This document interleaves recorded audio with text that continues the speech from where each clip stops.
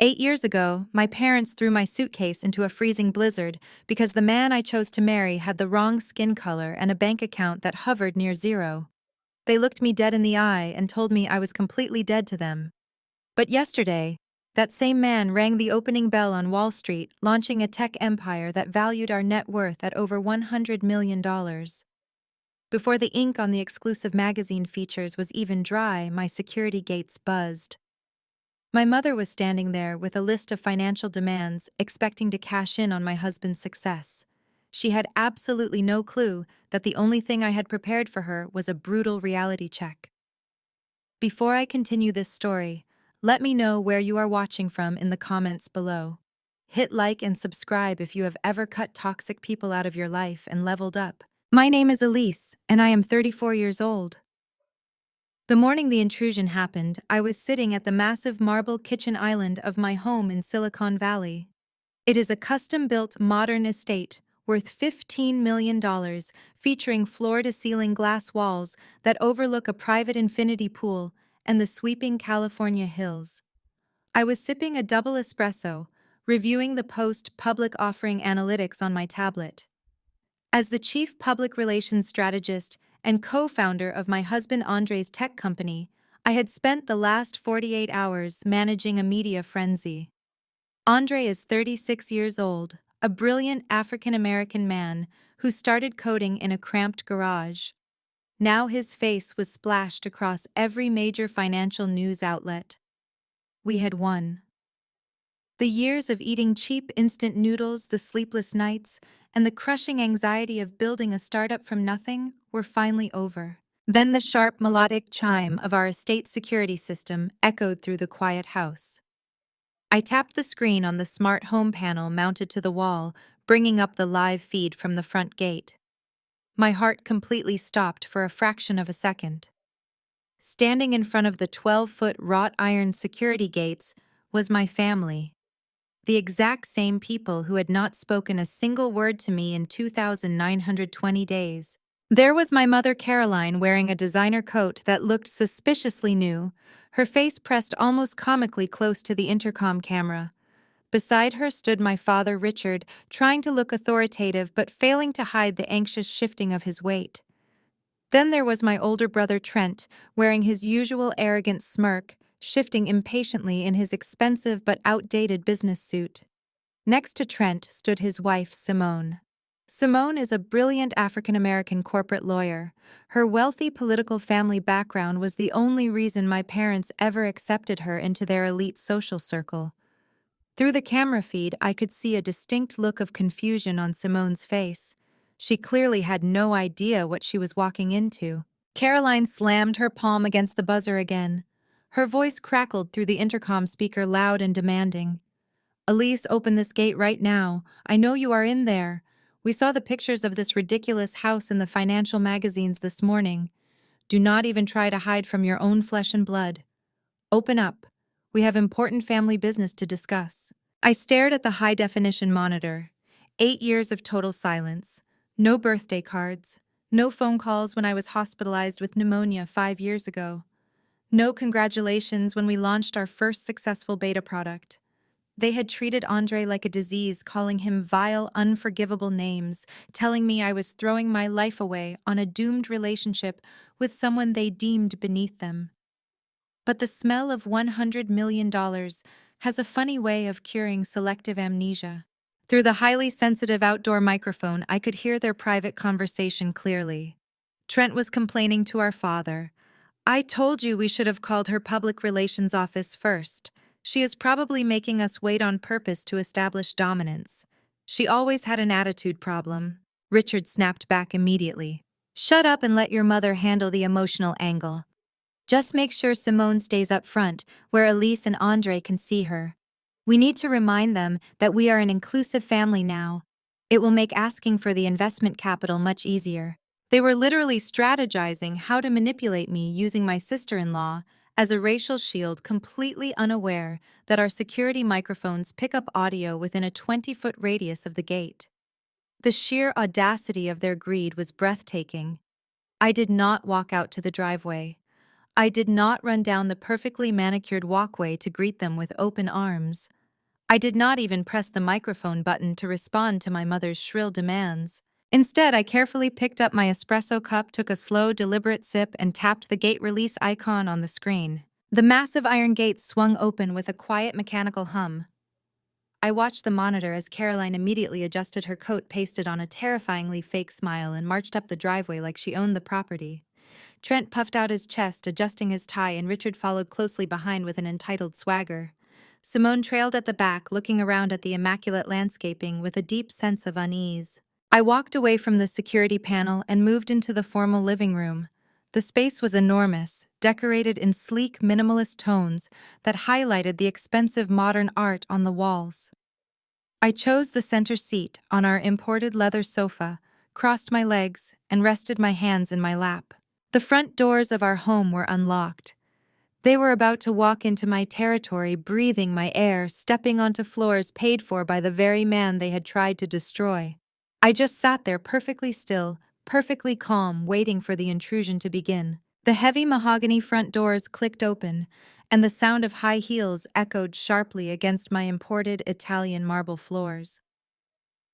Caroline walked into the grand foyer first, not with the hesitation of an estranged parent, but with the bold entitlement of a real estate inspector. She did not call out my name. She did not offer a greeting. Instead, her eyes darted instantly to the massive abstract painting hanging above the entryway console. She reached out, running her manicured fingers along the edge of the gilded frame, her eyes widening as she practically calculated its auction value in her head. Richard stepped in behind her, his gaze sweeping upward to the vaulted ceilings and the custom glass chandelier that cascaded down the center of the room. He let out a low whistle, completely abandoning his usual stoic patriarch persona. Trent followed, puffing his chest out as he looked around, though his eyes betrayed a deep, burning envy. He immediately walked over to the smart home control panel I had just used, tapping the glass screen with a smirk, as if checking to see if the luxury was actually real. Simone was the last to enter. She lingered near the threshold, her hands gripping the strap of her designer handbag so tightly her knuckles were white. Unlike my biological family, Simone possessed a basic sense of social awareness. She looked at the stark, quiet perfection of the house, then looked at the arrogant swagger of her husband and in-laws, and clearly felt the severe disconnect. She offered a small, polite nod in my general direction, standing awkwardly while the others treated my home like an open house viewing. I remained seated on the sofa in the sunken living room, perfectly still, watching the performance unfold. Caroline finally turned her attention away from the artwork and spotted me. She did not rush forward to hug me. There were no tears of joy, no apologies for the nearly 3,000 days of absolute silence. She simply glided down the 2 steps into the living room, her eyes raking over my silk loungewear and the spotless perfection of the space. "Elise, darling," Caroline said, her voice dripping with an artificial sweetness that made my skin crawl. "This place is absolutely massive. Though I must say the minimalist decor is a bit cold for my taste. We will have to get my interior designer out here to warm it up. A house like this needs proper drapery to show real class." She was already redecorating. She had been inside my house for less than 60 seconds after abandoning me for 8 years, and she was already trying to assert her dominance over my environment. Richard walked into the living room, hands in his pockets, nodding approvingly at the panoramic view of the Silicon Valley hills visible through the glass walls.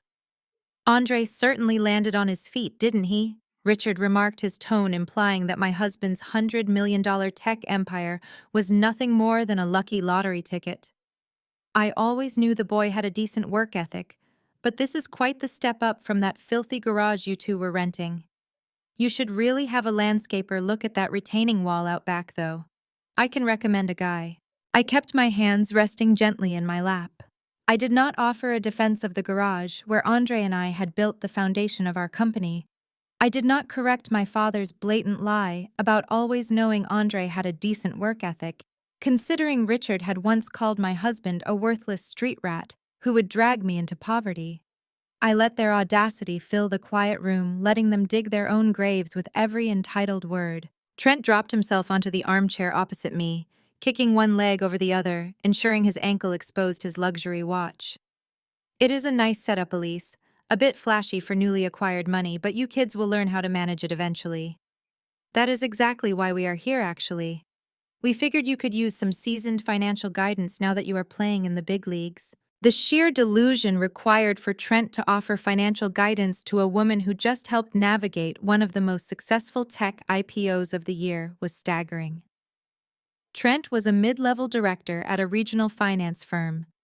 He drove a leased car and lived in a house heavily subsidized by his wife's political family.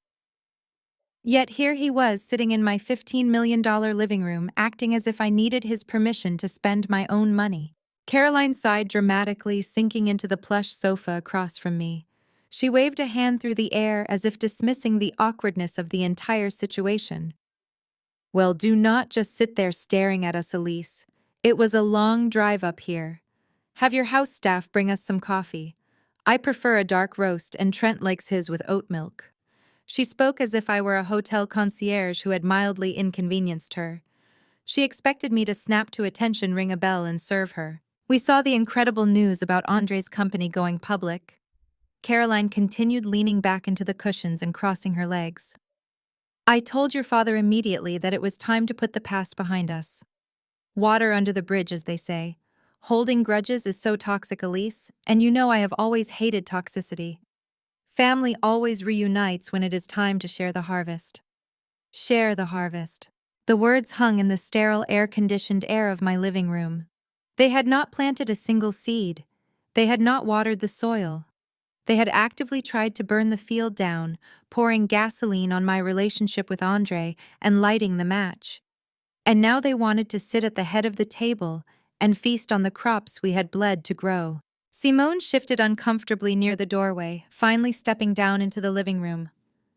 Mrs. Caroline, she murmured softly, her tone hesitant. Perhaps we should just give Elise a moment. We did drop by unannounced. Nonsense. Simone. Caroline snapped back, waving off her daughter-in-law's perfectly reasonable concern. Elise is my daughter. A mother never needs an invitation to visit her own child's home. Isn't that right, Elise? Now about that coffee. I did not stand up. I did not reach for the intercom to summon my staff. I did not offer them coffee, water, or even the basic courtesy of a verbal greeting. Instead, I slowly lifted my chin, locking my eyes directly onto Caroline's. I let the silence stretch out heavy and suffocating. I watched the confident, entitled smile on my mother's face slowly begin to falter under the weight of my unbroken gaze. I saw Richard clear his throat nervously, suddenly hyper-aware of the absolute lack of warmth in the room. I noticed Trent stop adjusting his watch, his arrogant posture stiffening, as the uncomfortable quiet dragged on for 10 seconds, then 20, then 30. I looked dead into my mother's eyes and I smiled. It was a cold, razor-sharp smile that held absolutely zero forgiveness, a smile that silently communicated just how much power I held in this room. My smile did not waver. The silence stretched until it became a physical weight pressing down on their shoulders. The arrogant ease they had marched in with started to evaporate. Richard could not handle the loss of control. In our old house, his word was absolute law. Whenever there was a disagreement, he would puff out his chest and project his booming voice, expecting instant submission from everyone in the room. He tried to do that now, attempting to reclaim his authority over a woman who no longer feared him. Elise, enough with this childish, silent treatment, Richard barked. He stepped forward, trying to loom over me, though the sunken design of the living room only made his posturing look incredibly awkward. Your mother asked for a simple cup of coffee. We drove a long way to see you and congratulate you on your little financial victory. Drop the attitude, get up and welcome your family properly. You are a married woman now. Act like you have some manners and treat your mother with the respect she deserves. He expected me to flinch. He expected the ingrained conditioning of my childhood to kick in, forcing me to jump up and play the obedient daughter. But I was not the terrified 26-year-old girl he remembered. I slowly uncrossed my legs and leaned forward, resting my elbows on my knees. I did not raise my voice. I did not need to. The acoustics of the $15 million room carried my quiet, perfectly measured words to every single corner. Family, I said, tasting the word like it was something rotten on my tongue. Let us talk about family, Richard. Let us talk about December 14th, 8 years ago. I watched the color rapidly drain from Caroline's carefully powdered face. She knew exactly what date I was talking about. She shifted uncomfortably on the plush sofa, her hands gripping her expensive handbag. It was the night of the worst blizzard our hometown had seen in a decade. I continued, making sure my eyes stayed locked on my mother. The temperature had dropped well below freezing. The roads were coated in black ice. I was standing on the front porch of the house I grew up in. I was shivering in a thin cardigan because Caroline had physically ripped my heavy winter coat out of my hands. You threw my single suitcase into the snowbank at the end of the driveway. Do you remember what you said to me that night? Caroline swallowed hard. She looked quickly toward Simone, who was now standing completely frozen by the doorway. Please, Elise. Caroline whispered, her voice suddenly losing all of its previous bravado. Let us not dwell on the past. We are here to move forward. Oh, but we must dwell on it, I insisted, my voice remaining ice cold and perfectly steady. Because Simone needs to hear how this family operates. You stood on that porch surrounded by the warmth of your perfect, respectable home, and you screamed at me at the top of your lungs. You told me that marrying a black bottom feeder was a disgrace you would never ever tolerate. Simone gasped quietly. I glanced at my sister-in-law. Her eyes were wide with absolute shock. Her jaw was slightly parted. She was staring at her mother-in-law, the woman who supposedly loved her like her own flesh and blood, with sheer horror. Simone had been sold a sterilized, politically correct lie about why Andre and I were estranged from the family. Now the ugly, highly racist truth was echoing off the walls of my home, shattering the illusion she had been living in. You said I was tainting our pristine bloodline, I said, turning my attention back to Caroline, who was now trembling slightly. You said I was throwing my life away on a worthless street rat who would never amount to anything more than a glorified mechanic in a dusty garage. You told me that people like Andre were genetically wired for failure and poverty, and that I would end up begging on the streets within a year. Richard looked away, suddenly finding the grain of the hardwood floor incredibly interesting. He had stood right next to her that night, nodding in agreement as she hurled those vile insults at me. And then I said, lowering my voice to a dangerous whisper, you locked the heavy oak door. You left me out in the freezing snow with nothing but the clothes on my back. When Mrs. Henderson from next door came out onto her porch to see what the screaming was about, you opened a window. You looked me right in the eye and you shouted so the entire neighborhood could hear. You told Mrs. Henderson to ignore the girl crying in the snow. You told her that your daughter died that night. You said you had no daughter anymore. I let those heavy, damning words hang in the air. The room fell into a suffocating dead silence. The balance of power had shifted so violently that the air actually felt thin. Caroline looked like she might faint from the humiliation of having her darkest, most hateful moment exposed in front of her wealthy, connected daughter-in-law. So I am very curious, Caroline, I said, leaning back into the sofa cushions with absolute authority. Who exactly are you talking to right now?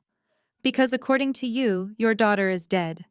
I am simply the owner of this estate. And the last time I checked, dead women do not serve coffee to strangers who trespass on their property. The tension in the living room was thick enough to choke on.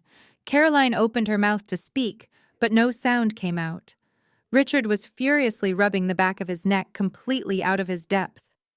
But Trent, completely devoid of any empathy, emotional intelligence, or basic social grace, decided he had endured enough feelings for one day.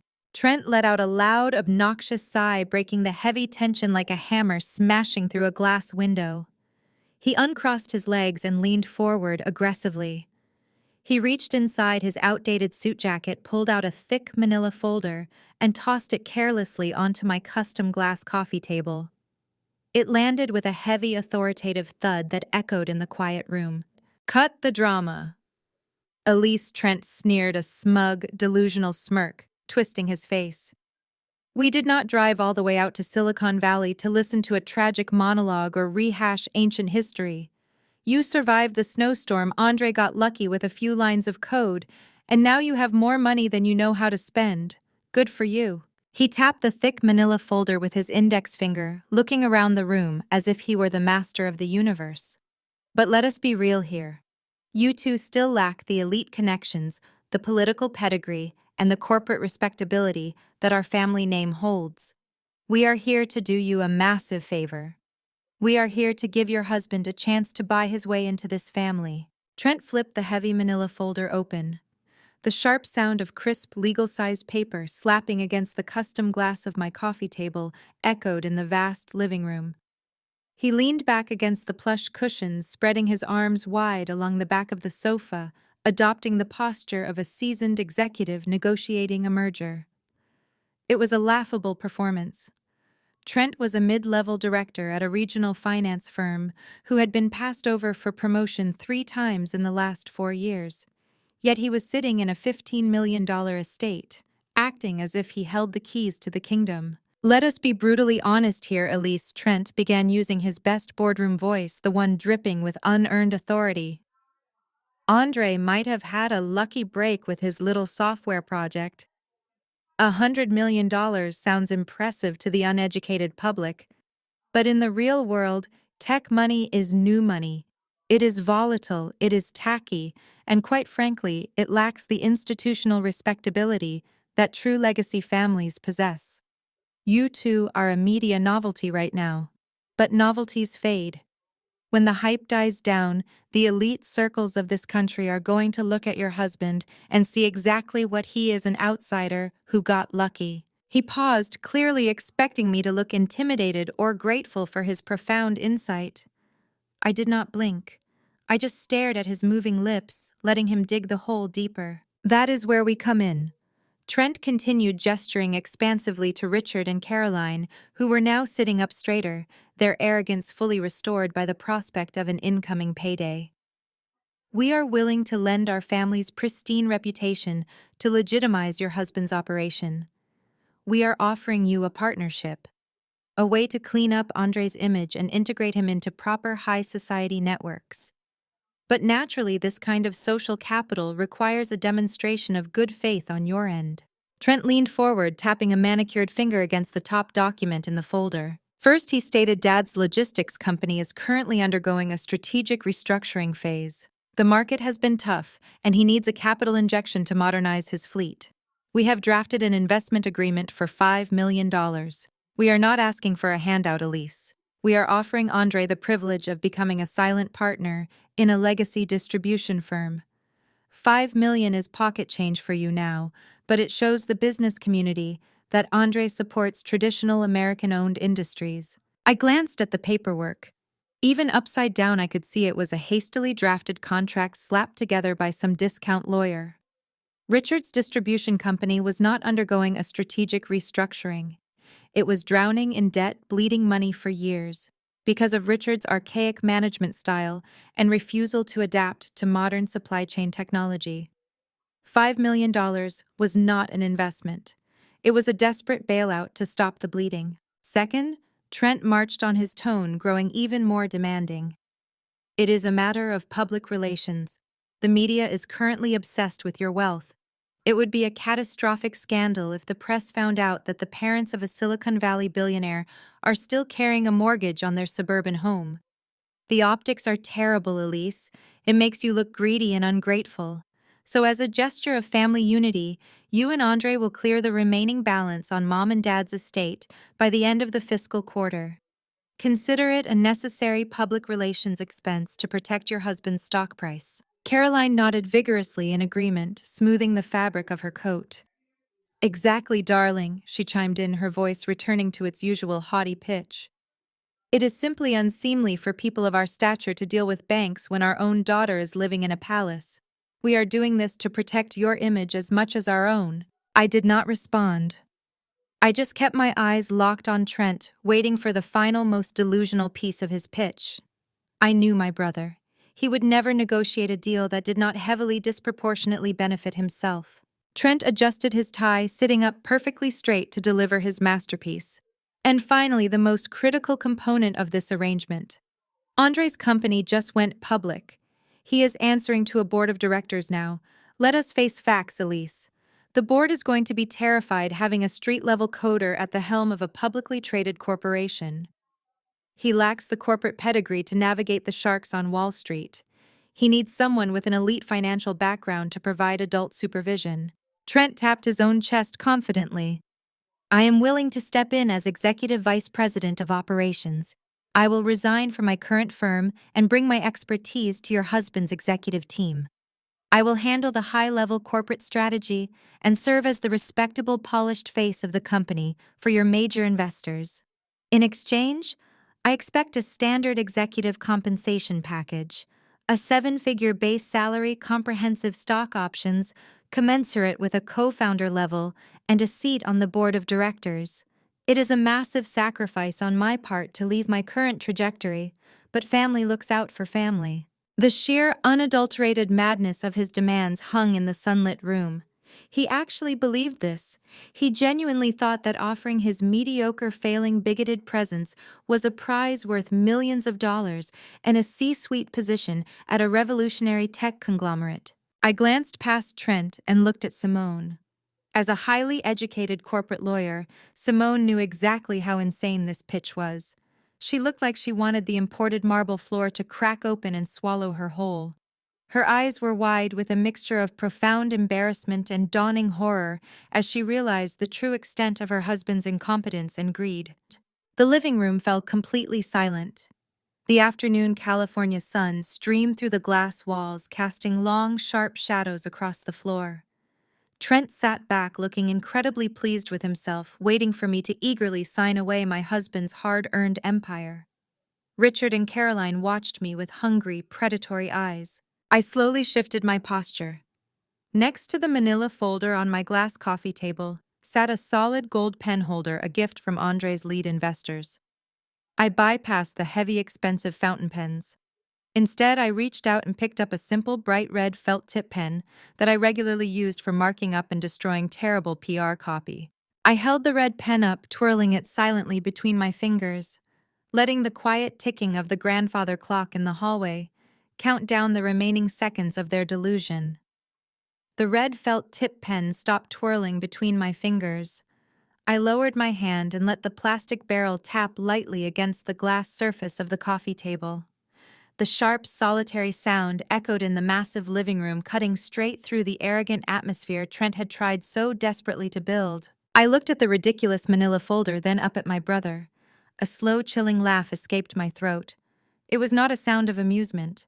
It was the sound of absolute disbelief that these people could be so spectacularly divorced from reality. Let me make sure I am fully processing this masterful business proposal, I said, my voice dripping with razor-sharp sarcasm. You drove up to my home uninvited. You sat on my furniture. You reminded me that 8 years ago you threw me out into a freezing blizzard and declared me dead. And now your grand negotiation strategy is to demand that my husband, the man you treated like a literal disease, hand over $5 million to save a dying logistics company, pay off the mortgage on a house I am no longer welcome in, and grant a vice president title to a man who cannot even manage his own leased sedan. Trent opened his mouth to argue, his face flushing a deep, angry crimson, but I did not let him speak. You honestly believe Andre owes you a single dime? I continued, leaning forward, erasing the physical distance between us. You actually think a billionaire tech CEO needs your bankrupt, morally corrupt family to legitimize his empire? You are offering to clean up his image.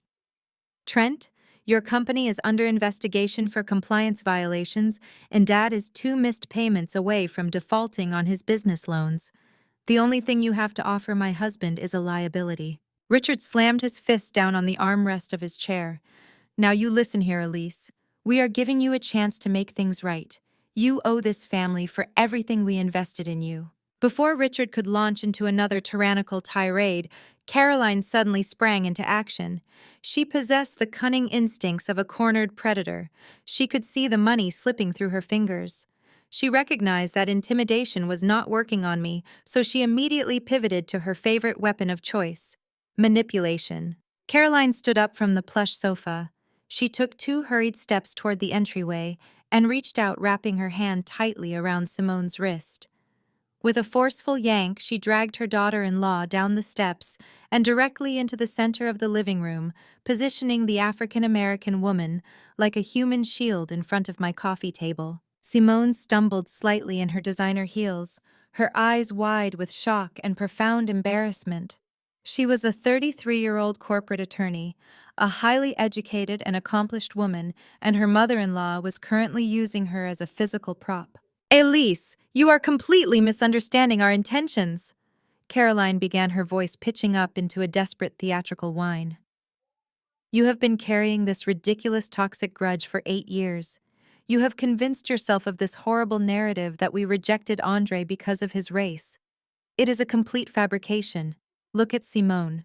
Caroline gestured wildly to the rigid, uncomfortable woman standing beside her. We love Simone like our very own daughter. She is family. She sits at our dinner table. We are a modern, inclusive household. We do not see color, Elise. We never have. I stared at my mother, genuinely marveling at the Olympic-level mental gymnastics she was performing. We did not reject Andre because he was a black man, Caroline declared, placing a hand dramatically over her heart, playing the role of the wounded, misunderstood matriarch perfectly. We rejected him because he was a broke, arrogant kid working in a filthy, unheated garage. We were protecting you, Elise.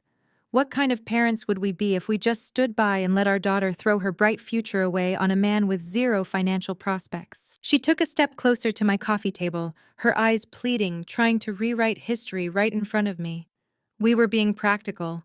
We were looking out for your safety and your security. It was never ever about race, it was about economics. And yes, perhaps we were a bit harsh that night in the snow. But we did it out of love. We did it to shock some sense into you. And look how well it worked out. He got his act together, he made his money, and now we are here ready to welcome him with open arms. I shifted my gaze away from my mother's pathetic performance and looked directly at Simone. The tension radiating from my sister-in-law was palpable. Simone had crossed her arms tightly over her chest, stepping subtly away from Caroline to break the physical contact. Her posture was rigid, her jaw clenched tight. But it was her eyes that told the real story. Behind the embarrassment of being paraded around like a token of diversity, there was a deep, unsettling confusion. She was looking at Caroline, then at Trent. Her brow furrowed as she tried to process the timeline of events being laid out in front of her. A sickening realization washed over me. I remembered the vile, disgusting slurs my parents had screamed at me 8 years ago. I remembered Trent standing on the porch laughing as my father used language so hateful and explicitly racist that it still made my blood run cold. They had not rejected Andre because he was poor. They had rejected him because of the color of his skin, and they had been brutally, violently clear about that fact. But as I watched Simone struggle to make sense of the conversation, the horrific truth clicked into place. Simone did not know. Trent had never told his wife the truth about why his sister was estranged from the family. Caroline and Richard had hidden their vile, bigoted past from her. They had completely scrubbed their history, selling Simone a sanitized, economically driven lie. They had painted me as a rebellious, dramatic daughter who ran away with a starving artist, carefully omitting the racial hostility that had actually severed our family. Simone, an intelligent woman from a proud, prominent political family, had been manipulated into marrying into a household of bigots who were secretly hiding their true nature from her. My mother was standing there, desperately clinging to her false narrative, demanding millions of dollars while pretending to be a champion of inclusion. She thought she had me cornered. She thought using Simone as a shield would silence me. She had no idea that she had just handed me the exact weapon I needed to destroy their entire facade. I kept my eyes on Simone for just a second longer, letting the profound silence emphasize the massive lie she had been living. Then I smoothly shifted my gaze back to the manila folder resting on the glass coffee table. I reached out and picked up the bright red felt tip pen I had been twirling earlier. I popped the cap off. The sharp plastic click sounded like a gunshot in the quiet room. I pulled the stack of paper toward me, smoothing my hand over the crisp white pages that detailed their sheer delusion. Let us address this hilarious piece of fiction you brought into my home, I said, my voice completely devoid of emotion. I pressed the red felt tip against the thick paper. Item number 1. A $5 million capital injection for Dad's logistics company. I looked up at Richard. Your distribution firm is not experiencing a strategic restructuring. It is hemorrhaging cash.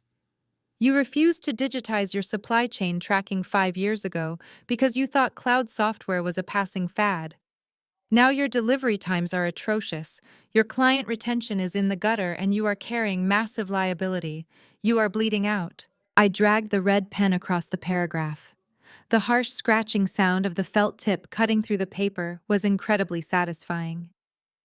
I am a PR strategist and a major shareholder of a cutting-edge tech firm. I do not throw $5 million into a sinking, outdated ship captained by a man who still uses a fax machine. Request denied. Caroline stiffened on the sofa, her hands curling into tight fists, her carefully maintained matriarch persona slipping away. I moved my pen further down the page. Item number 2. Paying off the remaining balance on your suburban estate to protect my husband's public image. I looked directly at my mother. Do you honestly think the media cares if the parents who disowned me 8 years ago have a mortgage? In fact, if the press found out we refused to pay off your house, they would applaud us. The public loves a self-made billionaire who cuts off his toxic gold-digging estranged relatives. I leaned in closer, making sure she caught every single syllable. The optics of letting you deal with your own bank loans are actually fantastic for our corporate brand. It shows we do not negotiate with emotional terrorists. I dragged the red pen across the second paragraph, pressing down so hard the bright red ink bled through to the second page. Request entirely denied. Finally, my eyes landed on Trent. He was shifting nervously in his chair now, the arrogant boardroom posture completely gone. He looked like a cornered rat realizing the trap had just snapped shut. And item number 3.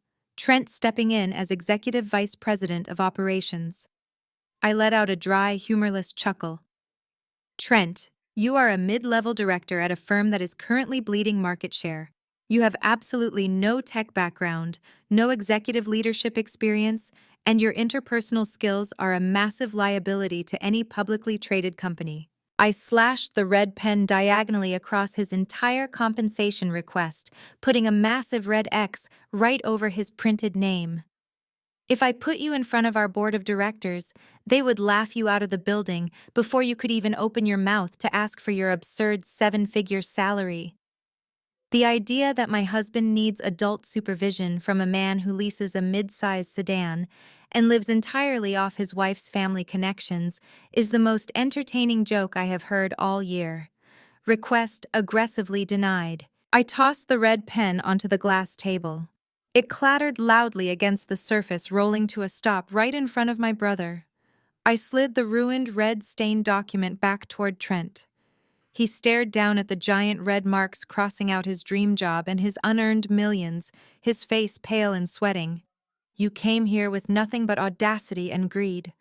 You have absolutely no leverage, no value, and no place in our lives. We owe you nothing. The complete, brutal dismissal finally broke Richard's restraint. His patriarchal ego could not handle being systematically dismantled by the daughter he had thrown away like trash. His face turned a dangerous shade of purple, the veins in his neck bulging against his stiff collar. He lunged forward, rising from his chair and slamming his heavy fist down onto the glass coffee table so hard the entire surface rattled. The gold penholder jumped, and Simone flinched backward in absolute shock at the violent outburst. "You ungrateful little brat!" Richard roared, spit flying from his lips as his true nature finally broke through the polished facade. "You do not make the decisions here.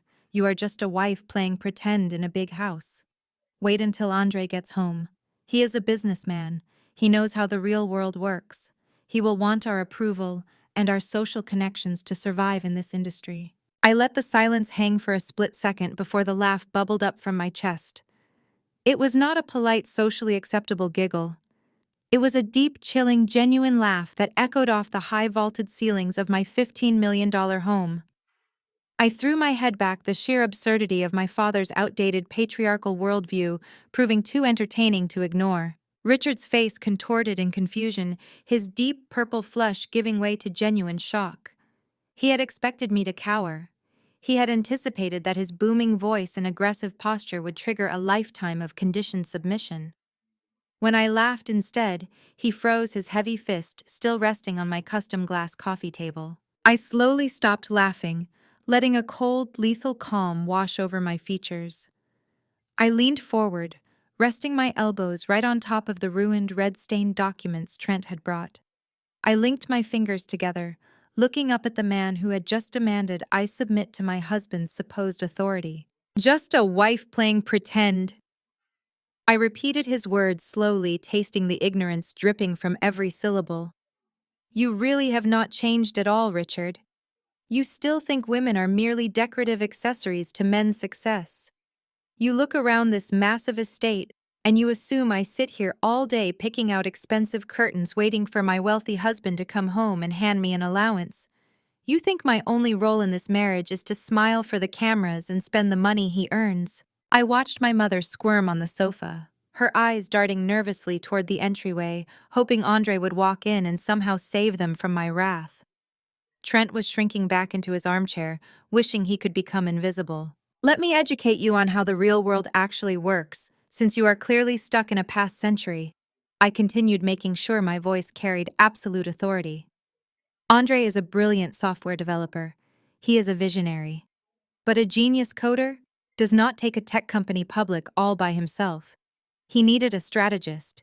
He needed someone who knew how to craft a compelling narrative, how to pitch a revolutionary concept to ruthless venture capitalists, and how to manage the intense, cutthroat media relations required to spin a startup in a dusty, freezing garage into the most highly anticipated tech IPO of the decade. I tapped my finger against the crossed-out vice president title Trent had demanded.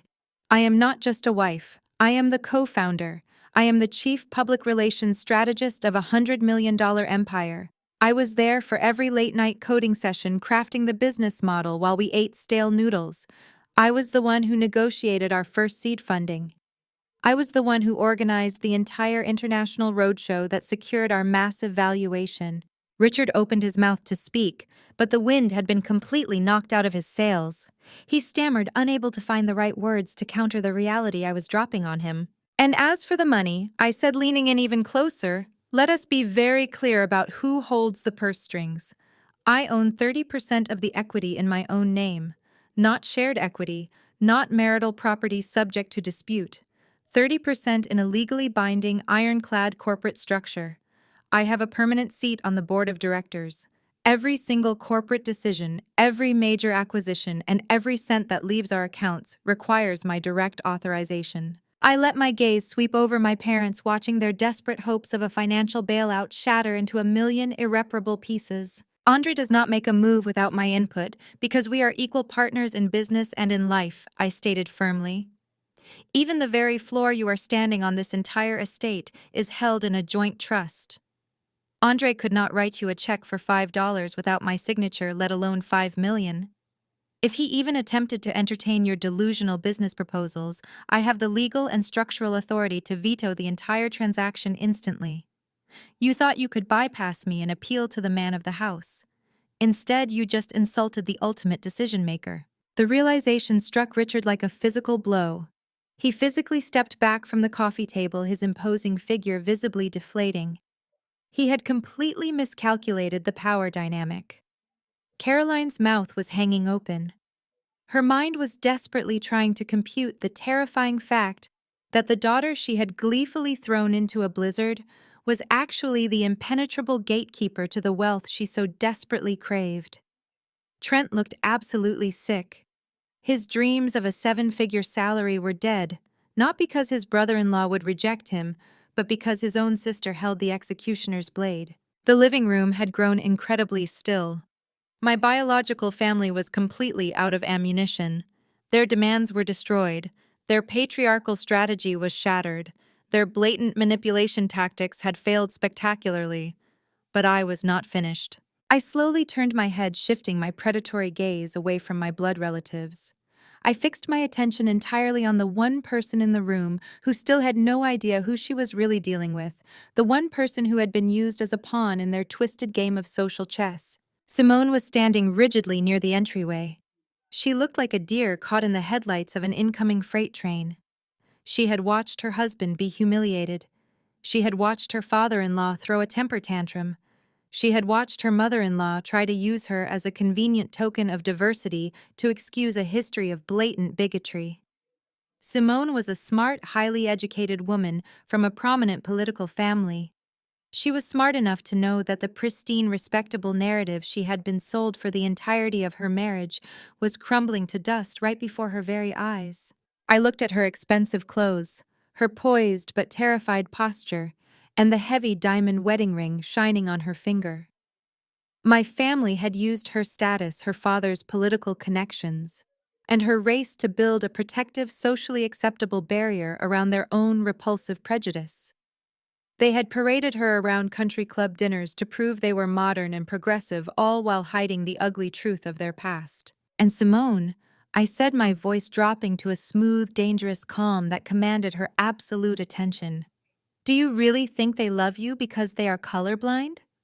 And Simone, I said, my voice dropping to a smooth, dangerous calm that commanded her absolute attention.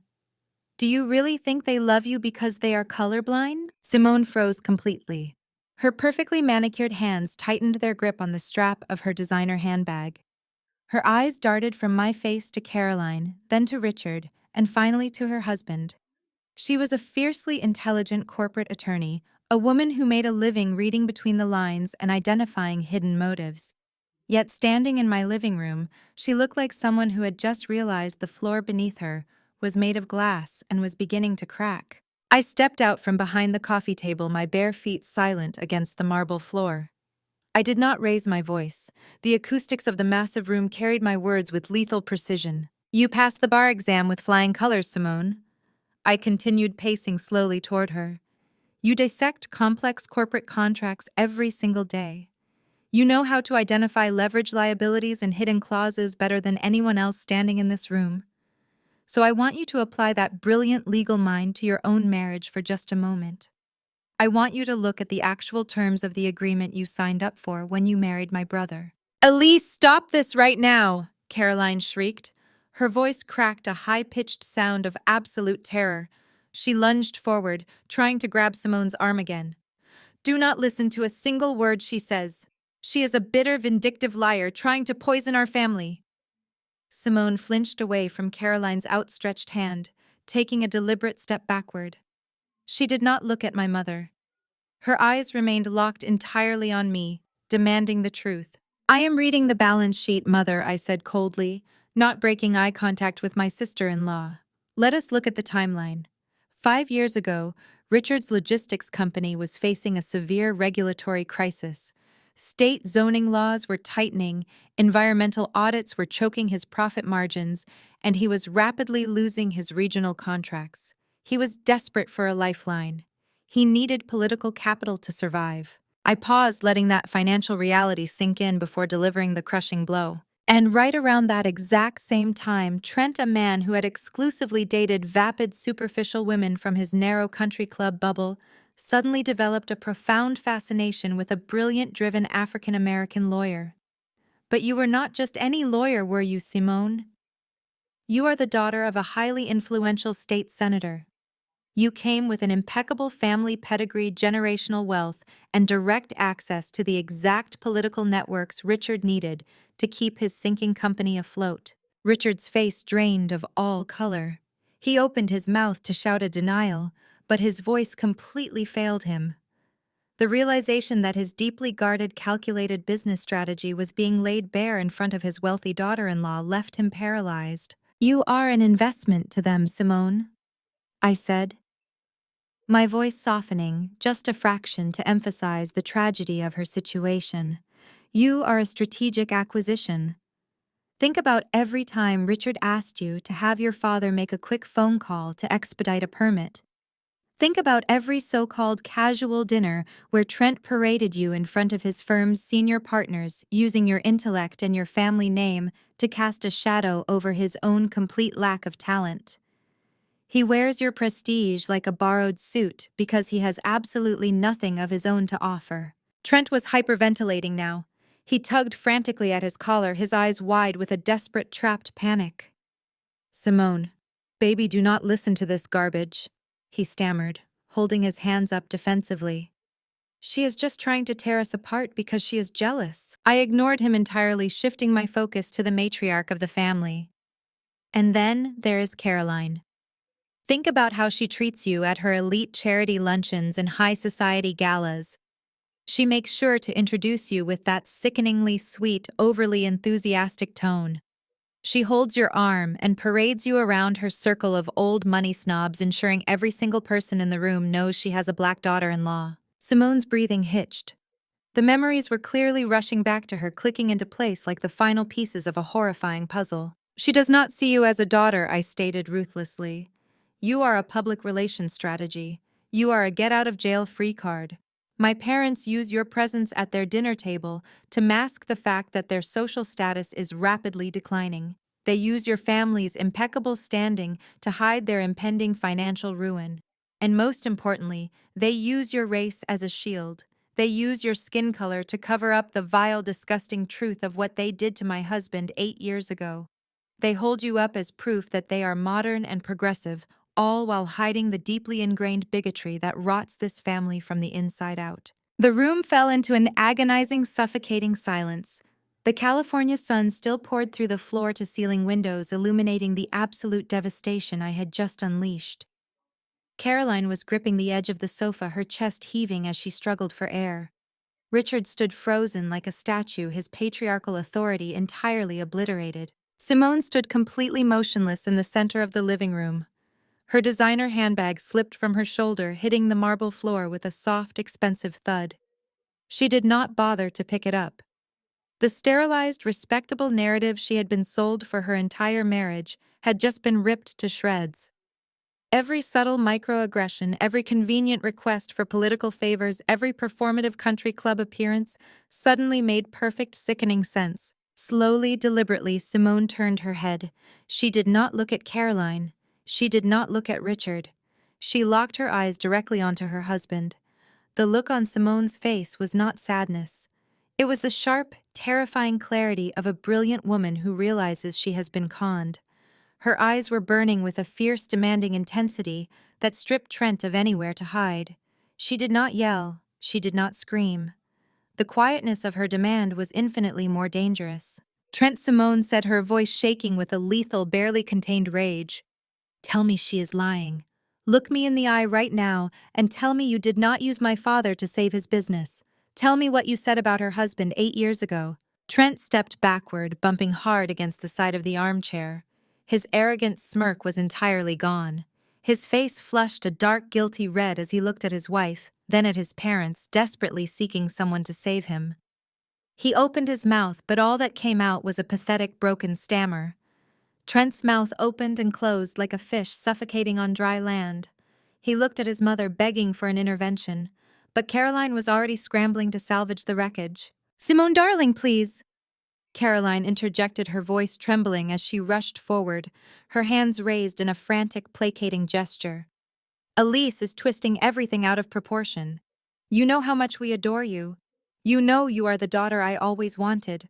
Trent loves you unconditionally. Do not let her bitterness destroy our beautiful family." Simone did not even blink. She kept her piercing gaze fixed entirely on her husband, completely ignoring Caroline's desperate performance. "I asked you a direct question, Trent. Did your father use my dad's committee appointments to bypass the state environmental audits? Yes or no?" Trent swallowed hard, his Adam's apple bobbing nervously in his throat. "Baby, it is complicated. Business is just networking. We all help each other out in the corporate world. It is completely normal. Yes or no?" Simone's voice cracked like a whip echoing off the high ceilings. "He needed a favor," Trent finally mumbled, staring intently at his expensive shoes. "Just one favor to keep the warehouse operational. It was not a big deal." Simone let out a shaky breath that sounded like a physical manifestation of grief and rage. The pristine illusion of her marriage was shattering, the shards falling around her in real time.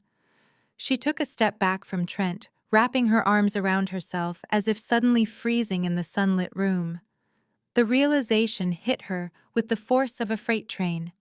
Every memory, every family gathering, every polite smile from her in-laws was suddenly filtered through a sickening new lens. "And the country club," Simone said, her voice dropping to a terrifyingly calm register. "The Founders' Gala last month. Your mother made sure we sat at the very center table. She paraded me around to the board members right after that discrimination lawsuit was filed against your father's logistics company. She introduced me to the local press as the brilliant future of the family legacy. I was not a guest of honor. I was a prop. I was a human shield to prove you were not a family of bigots." "No, no, no!" Caroline shrieked, panic entirely consuming her. She grabbed Simone's arm, her perfectly manicured nails digging desperately into the fabric of Simone's designer blazer. "That is a lie.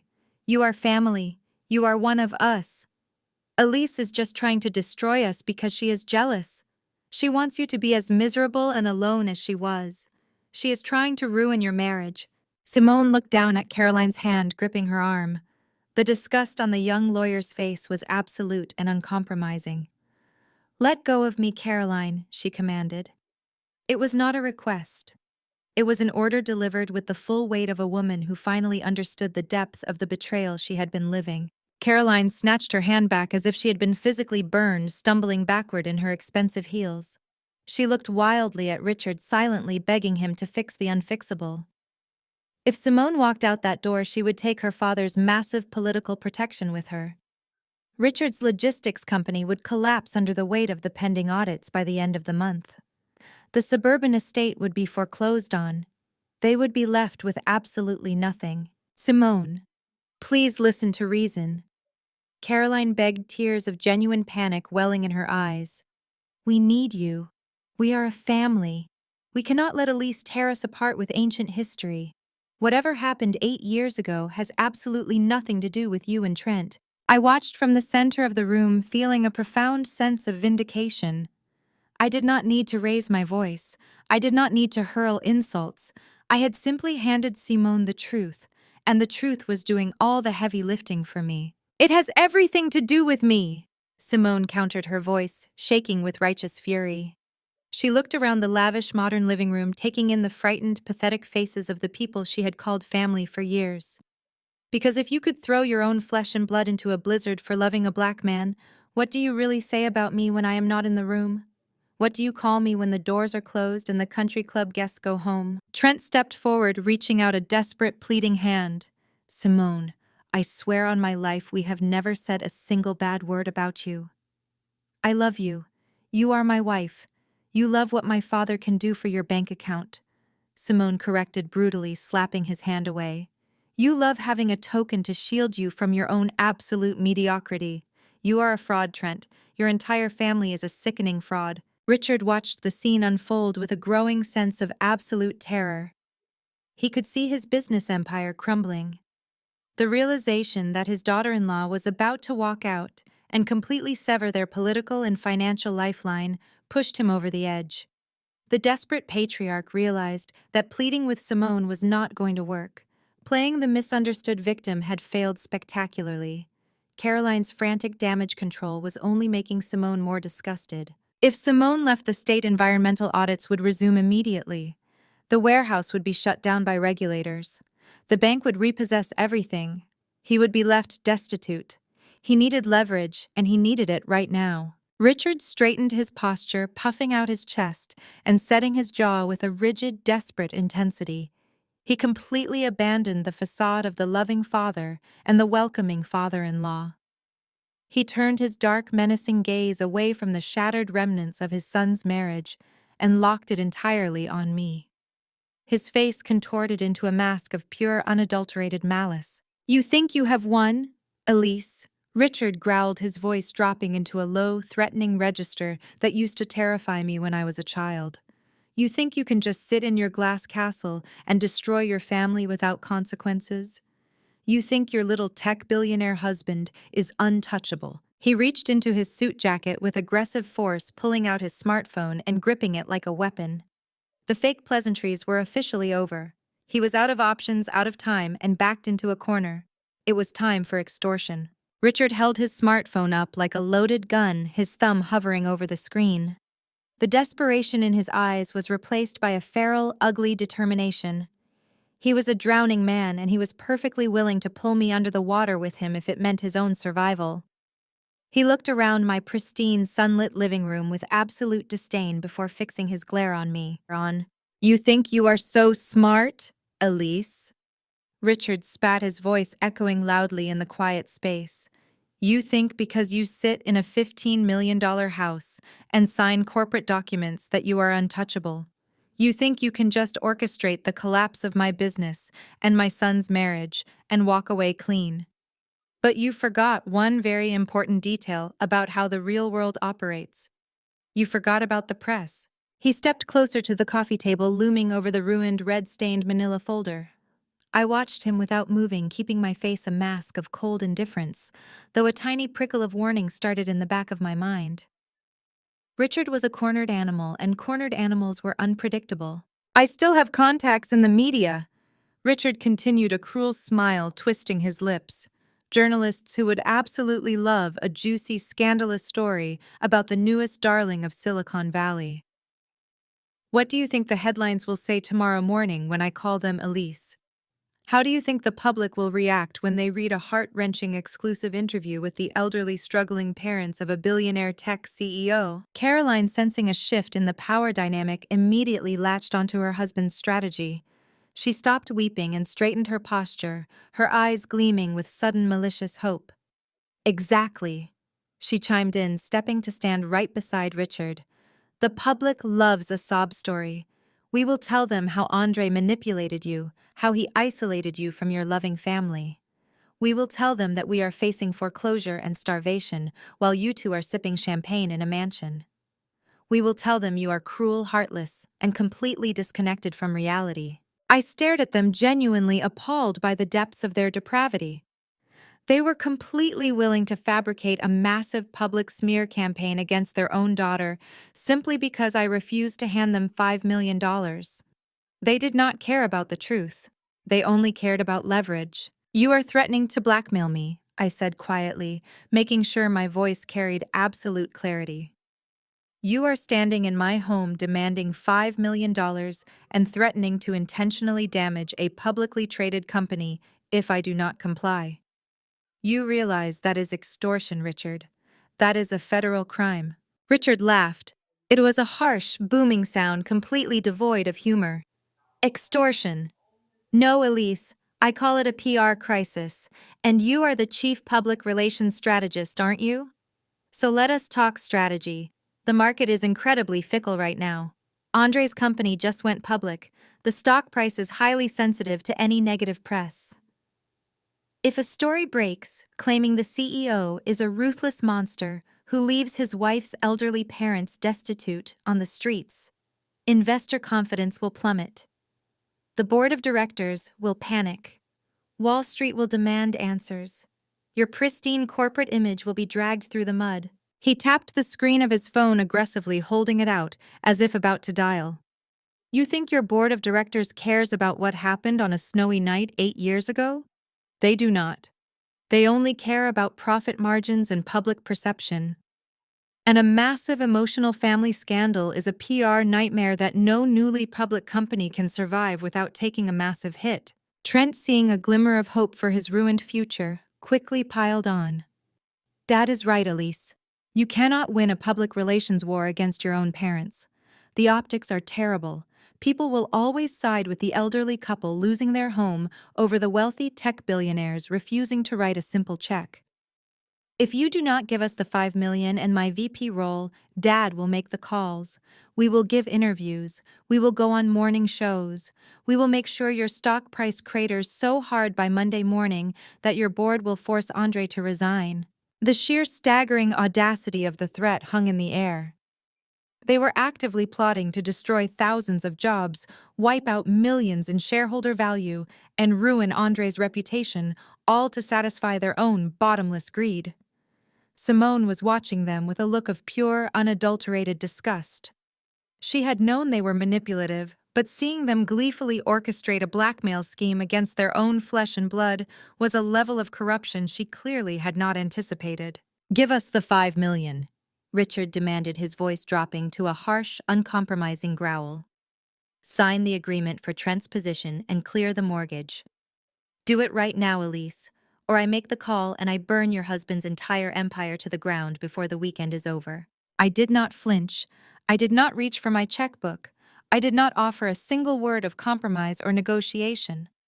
I simply sat on my imported leather sofa, staring at the man who had contributed half my DNA, realizing that there was absolutely nothing left to salvage. He was not a father. He was a parasite. Before I could open my mouth to deliver the final crushing reality of their situation, a sound broke the tense silence of the living room. It was not a raised voice or a shouted threat. It was the slow, steady, rhythmic sound of highly polished leather shoes walking down the hallway. The heavy, measured footsteps echoed against the marble, moving closer with absolute predatory calm. Richard froze, his thumb hovering over his phone screen. Caroline gasped instinctively, stepping backward. Trent swallowed hard, his arrogant posture instantly collapsing. A deep, incredibly calm voice echoed from the hallway, cutting through Richard's desperate extortion attempt with lethal precision. "I would love to see you try, Richard." Andre stepped out of the shadow of the hallway and into the sunlit expanse of the living room. At 36 years old, he was a masterpiece of self-made success. He was no longer the exhausted, overworked young man in faded jeans and a hoodie that they had sneered at 8 years ago. Today, he wore a custom-tailored midnight blue Tom Ford suit that draped perfectly over his athletic frame. A platinum watch caught the California sunlight on his left wrist. Every single inch of him radiated quiet, absolute, unshakable power. He did not look angry. He did not look intimidated by the shouting or the pathetic extortion attempts echoing through our home. He looked utterly bored, like a lion observing a group of particularly noisy mice that had somehow wandered into his den. Richard's hand, still clutching the smartphone he had just weaponized, slowly lowered to his side. The booming patriarchal bravado that had fueled his threats evaporated the instant Andre crossed the threshold. Caroline shrank back against the arm of the sofa, her eyes wide as she took in the sheer magnitude of the man she had once called a worthless bottom feeder. She was looking at $100 million in the flesh, and the reality of his dominance was physically pinning her to the floor. Simone watched him too, her expression unreadable but intensely focused. She had never met Andre. She had only been fed the sanitized, derogatory lies my parents had spun about him to preserve their own image. Now, seeing this commanding, brilliant black man standing in his own fortress of success, the contrast between Andre and her own cowardly husband was glaringly obvious. Trent looked like a cheap, fragile imitation of a businessman next to the genuine article. Andre did not acknowledge my parents. He did not offer a greeting, a nod, or even a glance in their direction. To him, they were entirely invisible. The ultimate insult to a narcissist is not hatred. It is complete and total apathy. He walked right past Richard, stepping effortlessly around the man who had just threatened to destroy his life's work, as if Richard were nothing more than a misplaced piece of furniture. He moved directly to the center of the sunken living room and stopped beside my section of the leather sofa. He placed a warm, heavy hand on my shoulder, leaning down to press a soft kiss to my cheek. The gesture was simple, but in front of my estranged family, it was a lethal display of our united front. They had spent my entire childhood trying to break my spirit and isolate me. Andre was showing them without a single word that I was guarded, cherished, and entirely out of their reach. "Are you handling these trespassers all right?" he asked me quietly. His deep voice meant only for my ears. I smiled up at him, feeling the last remaining ounces of tension leave my body. "I am perfectly fine," I replied. "We were just discussing public relations strategies with Richard. He seems to think he has a future in media manipulation. Andre finally turned his attention to my father. He did not raise his voice. He spoke with the chilling, measured cadence of a chief executive accustomed to destroying aggressive competitors before breakfast. "You want to call the press?" Richard Andre asked, his tone almost conversational. "Go ahead, call them. I have the personal cell phone numbers of the senior editors at the Wall Street Journal, Bloomberg and Forbes saved in my contacts. I can dial them for you right now if you are having trouble finding the keypad." Richard swallowed hard, his throat clicking audibly in the silent room. He took a tiny step backward, his previous extortion threats crumbling under Andre's icy stare. "Let me explain exactly what happens if you try to drag my company into a media circus." Andre continued, taking a slow step toward my father. "Our PR department will not panic. They will release a meticulously documented timeline of the night you and your wife threw Elise out into a blizzard. We will release the audio files Elise just played for Simone, the ones featuring your vile racist slurs. We will hand the press the foreclosure notices on your suburban home and the financial audits of your failing logistics company." Andre tilted his head, watching Richard sweat. "We will not look like heartless billionaires. We will look like survivors of a highly toxic, bigoted, and financially parasitic family. The public loves a story about cutting off abusers. Our stock price will not tank, Richard.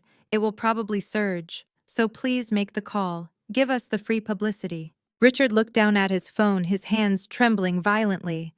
The realization that his blackmail material was completely worthless hit him like a physical blow. He slowly slipped the phone back into his suit jacket pocket, thoroughly defeated and utterly humiliated. He had fired his best shot, and it had bounced off our armor without leaving a scratch. With the patriarchal threat neutralized, Andre shifted his gaze to the glass coffee table. He looked down at the manila folder and the documents I had mercilessly destroyed with bright red ink. He reached out and picked up the paper detailing Trent's outrageous demands. Andre studied the document for a long moment, his eyes scanning the requested 7-figure salary, the comprehensive stock options, and the executive board seat. A sharp, mocking smile tugged at the corner of his mouth. The sheer audacity of the request was almost comical, coming from a man with Trent's dismal track record. Andre looked up from the ruined paper and locked his eyes directly onto my brother. Trent was sitting rigidly in the armchair, looking like a man awaiting the executioner. He had watched his father's extortion attempt fail spectacularly. He had watched his mother be reduced to a trembling mess. Now the full weight of the tech mogul's attention was focused entirely on him. Trent gripped the armrests of his chair, his knuckles white, terrified of the man he used to mock. Andre let the paper flutter from his fingers, watching it land back on the glass table with a soft slap. He straightened his custom suit jacket, his dark eyes piercing straight through Trent's pathetic, unearned arrogance. "So you want a VP role at my company, Trent?"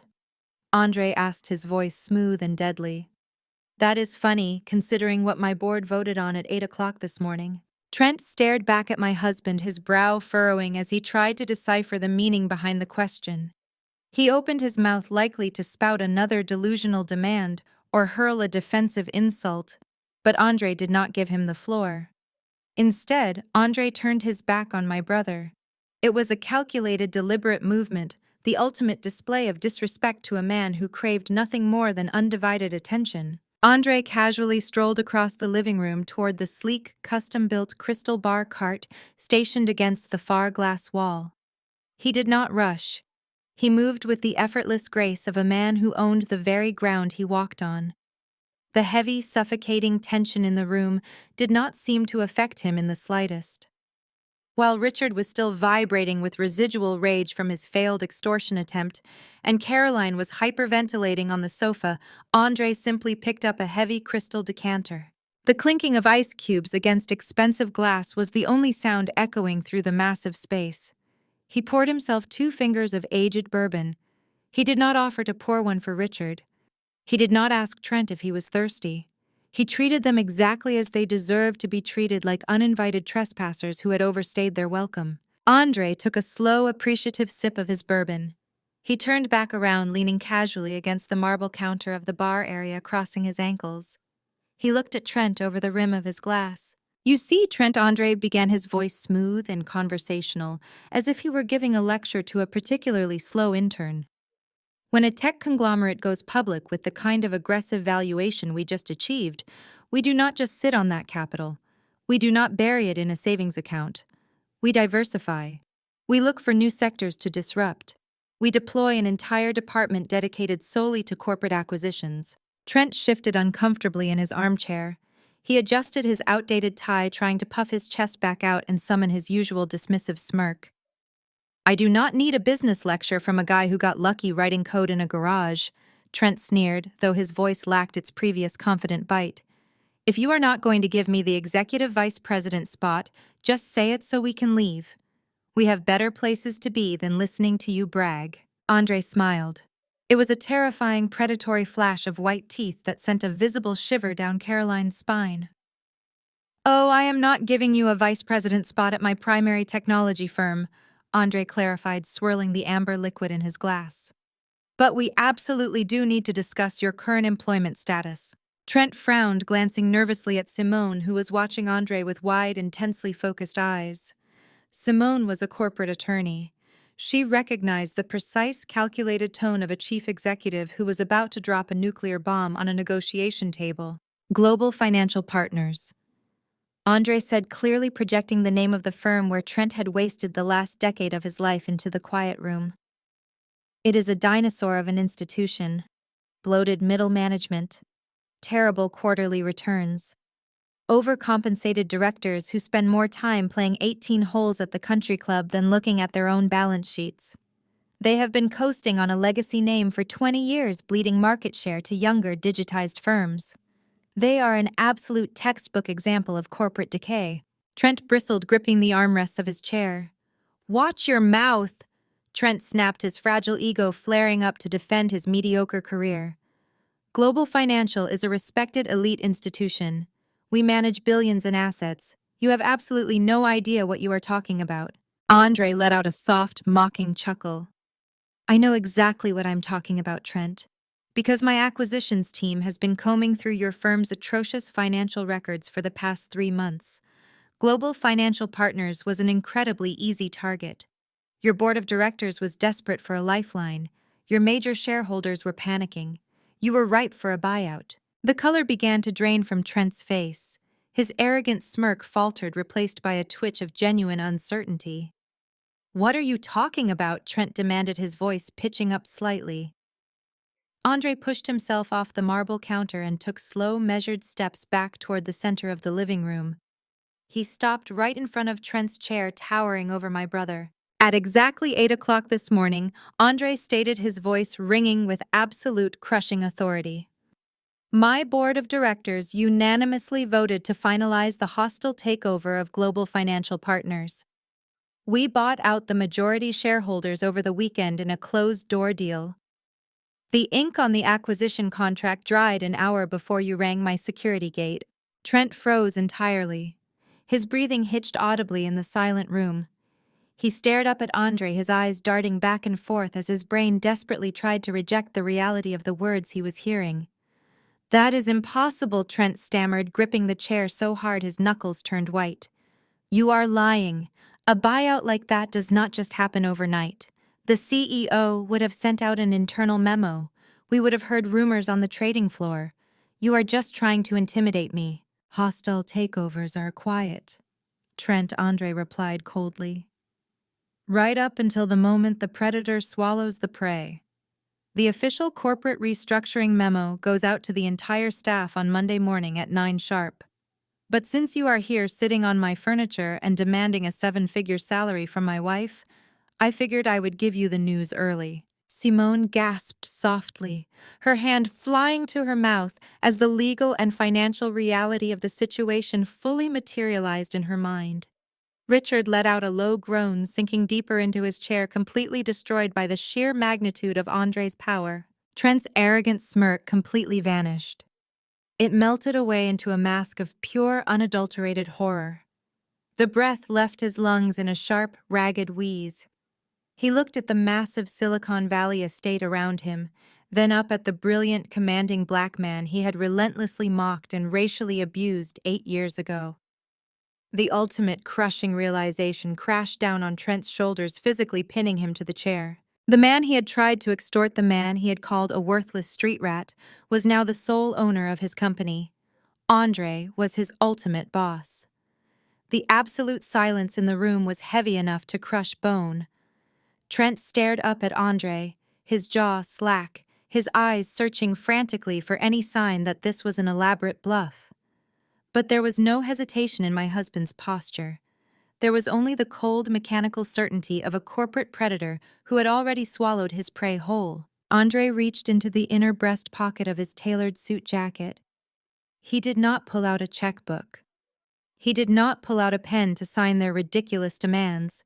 He withdrew a single crisp sheet of heavy stock paper. It was folded perfectly in thirds. With a flick of his wrist, Andre let the paper fall.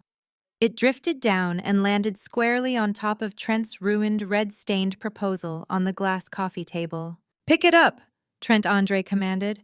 His voice was barely above a whisper, yet it carried the force of a gavel striking wood. Trent's hands were shaking so violently that he could barely grip the edge of the paper. He unfolded it. The heavy silence stretched as his eyes darted across the printed words. I watched the blood completely drain from his face, leaving his skin a sickly ashen gray. His shoulders slumped forward as if an invisible weight had just been dropped directly onto his spine. "What is this?" Trent gasped. His voice cracked into a pathetic, high-pitched squeak that stripped away every ounce of his unearned bravado. "You cannot do this. You have no grounds to do this to me." Andre took another slow sip of his bourbon, his dark eyes locked onto my brother. When a technology conglomerate acquires a financial institution, we do not just blindly sign the paperwork, Andre explained smoothly. We send in our own forensic accountants. We deploy an army of auditors to comb through every single ledger, every client portfolio, and every departmental expense report. We look for the rot, so we can cut it out before it infects our own balance sheets. Andre leaned forward, slightly closing the physical distance and looming over the armchair. My team spent 2 solid weeks analyzing your specific division, Trent. The results were absolutely spectacular. We found severe compliance violations. We found gross negligence in how you managed your clients' assets. We uncovered expense reports that bordered on outright embezzlement. You have been using company funds to maintain your pathetic illusion of wealth. You have been writing off country club dinners, lavish vacations, and personal luxury car leases as business development. Simone let out a sharp gasp. As a corporate attorney, she knew exactly what those words meant in a legal and financial context. She looked at Trent with absolute disgust, realizing that her husband was not just incompetent but actively corrupt. He had endangered his clients and broken federal regulations just to keep up appearances. "Because of the sheer magnitude of your financial misconduct," Andre continued, his voice ringing with absolute finality, "you are not being laid off as part of a corporate restructuring. You are not being offered a graceful exit to save face. You are being terminated for cause." Trent dropped the paper onto the table as if it had physically burned his fingers. "No," he pleaded, looking wildly around the room, desperate for someone to intervene. "Dad, tell him he cannot do this. Simone, look at this contract. Tell him it is illegal. You are a lawyer. Do something." But Richard was staring at the floor, completely broken by his own impending bankruptcy. Simone took another step backward, physically distancing herself from the man she had married. She was a lawyer whose family name relied on pristine political optics. Being legally tethered to a man, fired for corporate embezzlement, was a career-ending liability, and she knew it. She crossed her arms tightly, refusing to offer him a single word of defense. "Let me clarify the exact terms of your departure so there is no confusion," Andre stated, ensuring every single person in the room understood the absolute destruction of Trent's career. "Your termination is effective immediately. As of this exact second, your corporate email is disabled. Your building access card is deactivated. Because you are fired for severe compliance violations, you will receive absolutely zero severance. The stock options you were banking on for your retirement are completely nullified. You will walk out of your office with nothing but a cardboard box.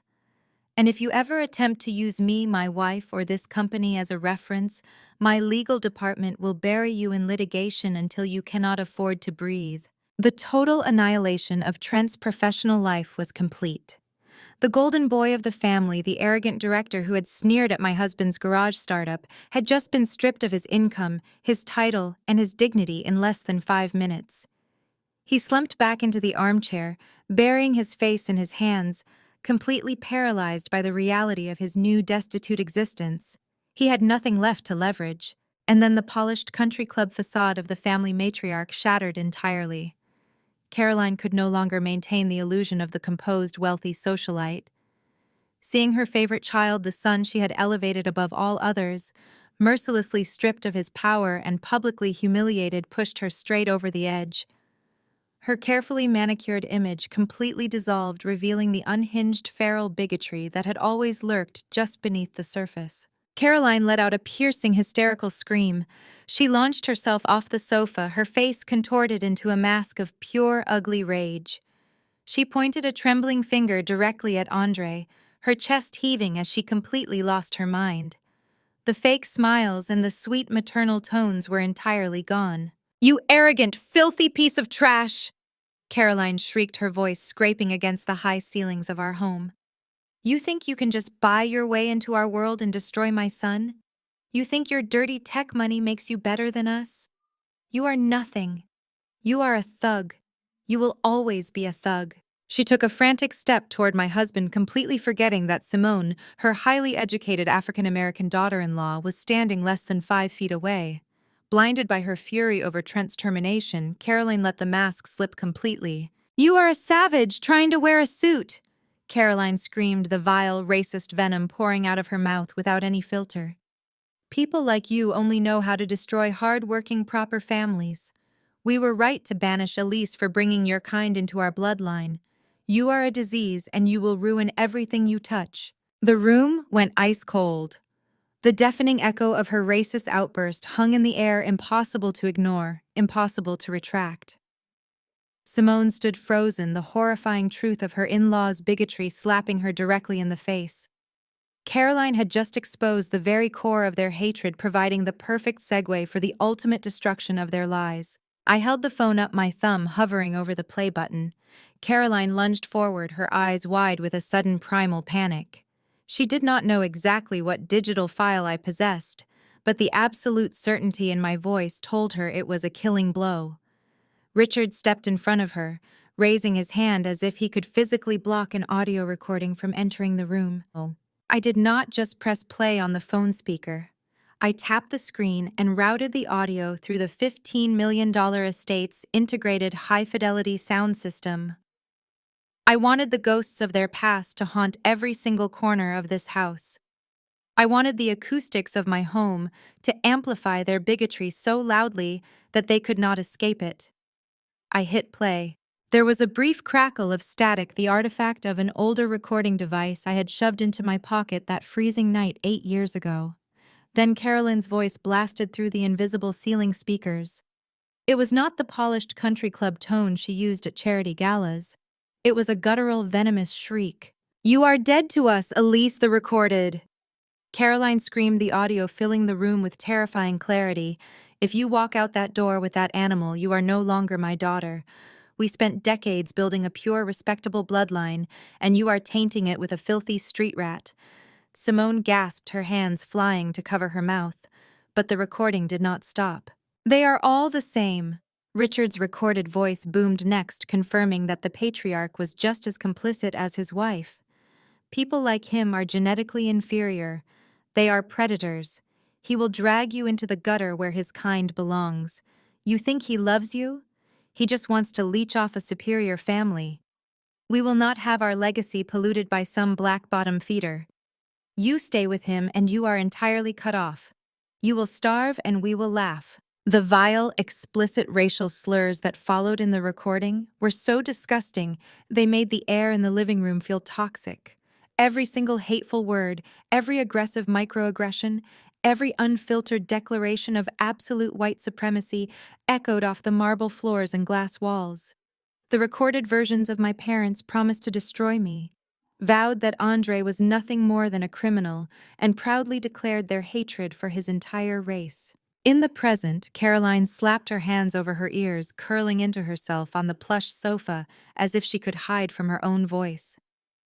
Richard's face was drained of all color, his mouth hanging open in complete shock. He looked frantically at Simone, realizing the catastrophic damage the audio was inflicting.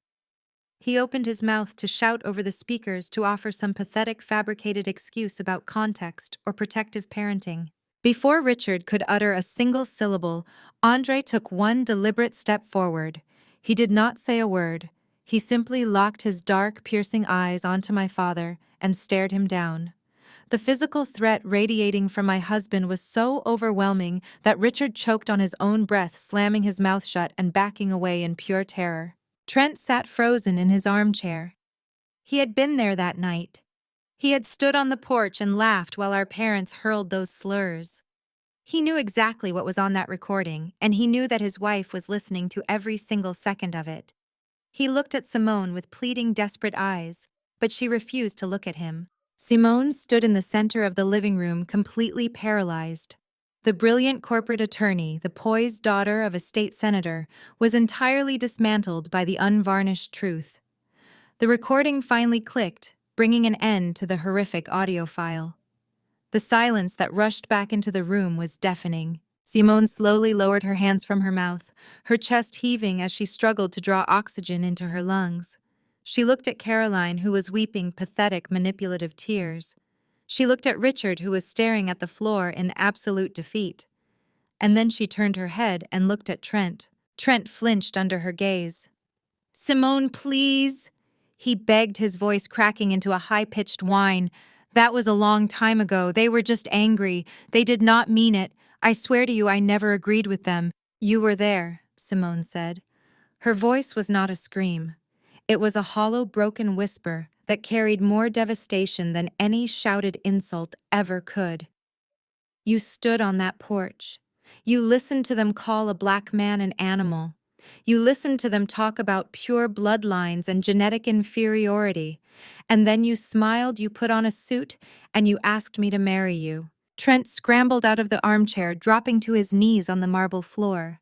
"No, baby, no. I love you. You know I love you.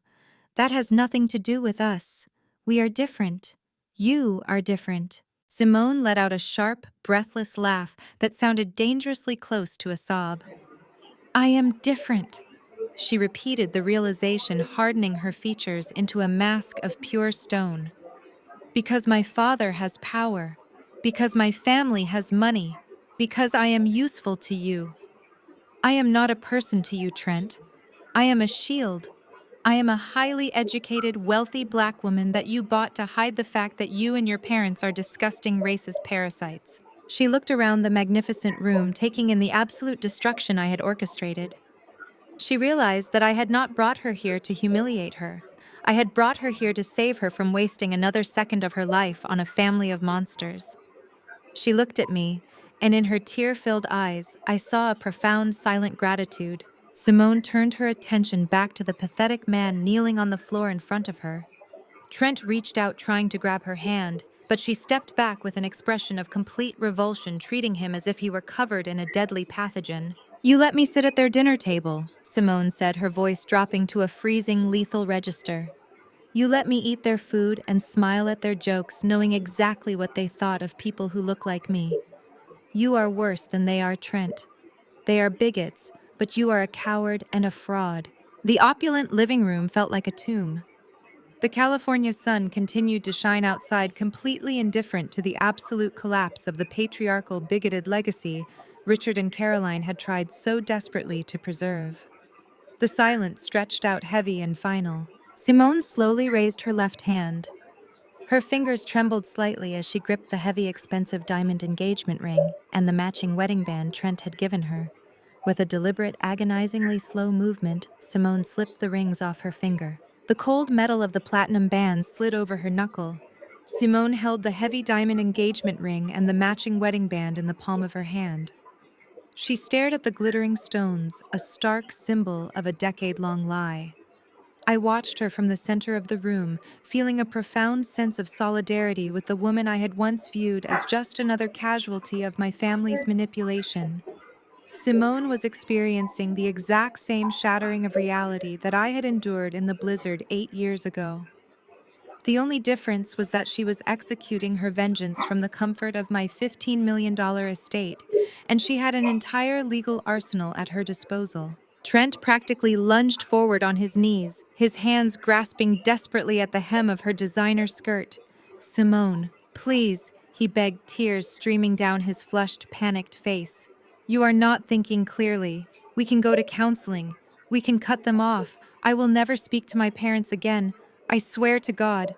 Just do not do this. Do not throw us away." Simone looked down at the man groveling on the imported marble floor. She did not see her husband anymore. She saw a weak, spineless opportunist who had built his entire adult life on a foundation of unearned privilege and racial exploitation. "Cut them off!" Simone repeated, her voice dripping with venomous clarity. "You cannot cut off the very people whose ideology you share, Trent. You sat at my parents' dining table. You shook my father's hand. You ate our food and slept in my bed, all while viewing me as nothing more than a highly educated shield for your family's inherent bigotry." Trent shook his head frantically, his hands sliding off her skirt as she took another deliberate step back. "That is not true. I love you. I never cared about your race." Simone let out a harsh, jagged laugh that held absolutely no humor. "You loved the massive loan my father co-signed for our house," she corrected brutally. "You loved the down payment he provided for this very diamond ring I am holding in my hand. You loved the country club memberships and the elite social networking that my black family provided to your mediocre, failing white-collar existence." Caroline, sensing the impending doom of her husband's business and her son's lifestyle, crawled forward on the sofa. "Simone, dearest, you must understand the context. People say things in anger. Elise provoked us that night. She was trying to ruin our family with her rebellious behavior. We were just terrified parents acting out of character." Simone's head snapped toward Caroline with such ferocity that the older woman physically flinched. "Do not you dare speak to me," Caroline Simone commanded, her eyes blazing with an uncompromising fire. "Do not ever address me with that fake syrupy tone again. I spent years defending you to my friends. I spent years telling my family that the microaggressions, the backhanded compliments, the weird obsessive comments about my hair and my skin were just generational ignorance. I defended your bigotry because I thought you were just clueless. I did not realize you were actively, maliciously evil." Richard finally found his voice, though it trembled with the realization that his empire was crumbling. "Simone, let us be adults about this," Richard pleaded, holding his hands up in a placating gesture. "Family disputes happen. But if you walk out that door, if you tell your father about this isolated incident, it will have catastrophic consequences for the supply chain firm. My employees rely on me. You cannot let personal feelings destroy a legitimate business." "A legitimate business?" Simone scoffed, her tone turning into a lethal corporate weapon. "Your business is a sinking ship that has been running entirely on the life support of my father's political favors. You think I do not know about the commercial zoning permits my dad expedited for your new warehouse? You think I do not know about the tax exemptions he helped you secure through the state legislature? You used my bloodline to save your bank account while simultaneously telling your daughter that a black man would pollute your genetics." Richard turned a sickly shade of ash gray. He knew that a state senator possessed the unilateral power to pull those permits immediately. The regulatory audits would resume by Monday, and his distribution company would be padlocked by Wednesday. "I am going to make a single phone call when I leave this mansion," Simone promised, her voice ringing with absolute certainty. "I am going to call my father. I am going to tell him exactly what was on that recording. I am going to repeat every single racial slur you hurled at Andre, and I am going to tell him that Trent stood there and smiled. My father will gut your company before the stock market even opens on Monday." Caroline covered her face, sobbing loudly into her hands, completely shattered by the destruction of her carefully curated high society life. Trent was hyperventilating on the floor. Simone, I have nothing. I just lost my job. Andre fired me. I have no income, no severance, no stock options. You cannot leave me now. I am your husband. You were my husband, Simone corrected him, her voice turning to absolute ice. Right up until the moment I heard that audio file. Now you are just a liability. And as a corporate attorney, you know exactly what I do with liabilities. I liquidate them. The short recording I had played was still echoing in their minds. The phantom sound of Caroline and Richard's hatred had completely reshaped the room, turning my pristine, sunlit living room into an execution chamber for their arrogance.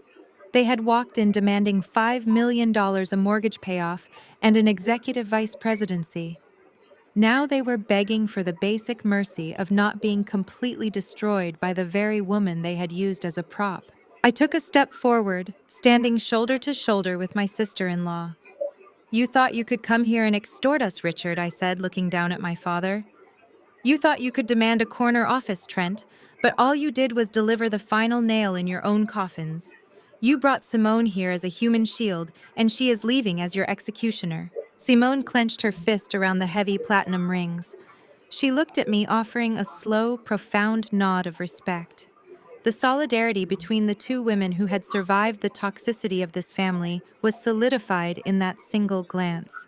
I had set her free, and she was going to use that freedom to burn their empire to the ground. Simone turned her attention back to the glass coffee table, looking down at the ruined manila folder and the crisp, clean termination letter that Andre had dropped directly in front of Trent. Simone stepped forward, her expensive heels clicking with deadly purpose against the imported marble floor. She stood directly over the custom glass coffee table where Trent's termination letter lay like a corporate death warrant. She slowly uncurled her fingers. The heavy, flawless diamond engagement ring and the diamond-encrusted wedding band fell from her hand. They hit the crisp white paper of Andre's termination notice with a sharp, resonant clatter. The symbolic weight of the gesture was absolute. She was literally discarding their marriage right on top of the document that ended his entire career. Trent let out a strangled, pathetic noise. He scrambled forward on his knees, reaching frantically for the rings, then reaching out to grab the hem of her designer skirt. Simone kicked her foot back swiftly, refusing to let him make physical contact with her. You will be receiving the formal divorce papers on Monday morning. Simone stated, her voice devoid of any warmth, hesitation, or regret. My legal team is incredibly aggressive, Trent. Because you have just been terminated for severe compliance violations and gross financial negligence, the morality clause in the prenuptial agreement we signed is entirely invalidated. You are entitled to absolutely nothing. You will not get a single cent of my family's money, nor will you receive any spousal support. You will be vacating our home by tomorrow afternoon. I will have my private security detail waiting at the property to ensure you only pack the cheap, outdated suits you bought before you met me. Trent sobbed, his hands hovering over the rings on the table, completely paralyzed by the swift, brutal execution of his personal and professional life. He had nothing left to leverage, no charm left to deploy. Richard tried to intervene, his voice shaking with the sheer desperation of a man watching his business life support get violently unplugged. Simone, please do not act rashly. We can salvage this situation. I can speak to your father. We can explain the context of that awful recording. You cannot let one terrible mistake destroy everything we have built together. Simone slowly turned her head to look at my father. Her eyes were devoid of any empathy. She looked at him with the cold, calculating detachment of a prosecutor observing a convicted criminal. I am going to walk out to my car. Richard, Simone promised, her words slicing through the air like a scalpel. Before I even put the keys in the ignition, I'm going to call my father. I will tell the state senator exactly what you called my husband. I will tell him about the vile, racist recording I just heard in this living room. By the time I drive off this property, my father will have personally revoked every single political favor he ever granted you. Caroline wailed, a high and piercing sound of sheer panic. She clasped her hands together in a desperate praying motion. No, Simone, I am begging you.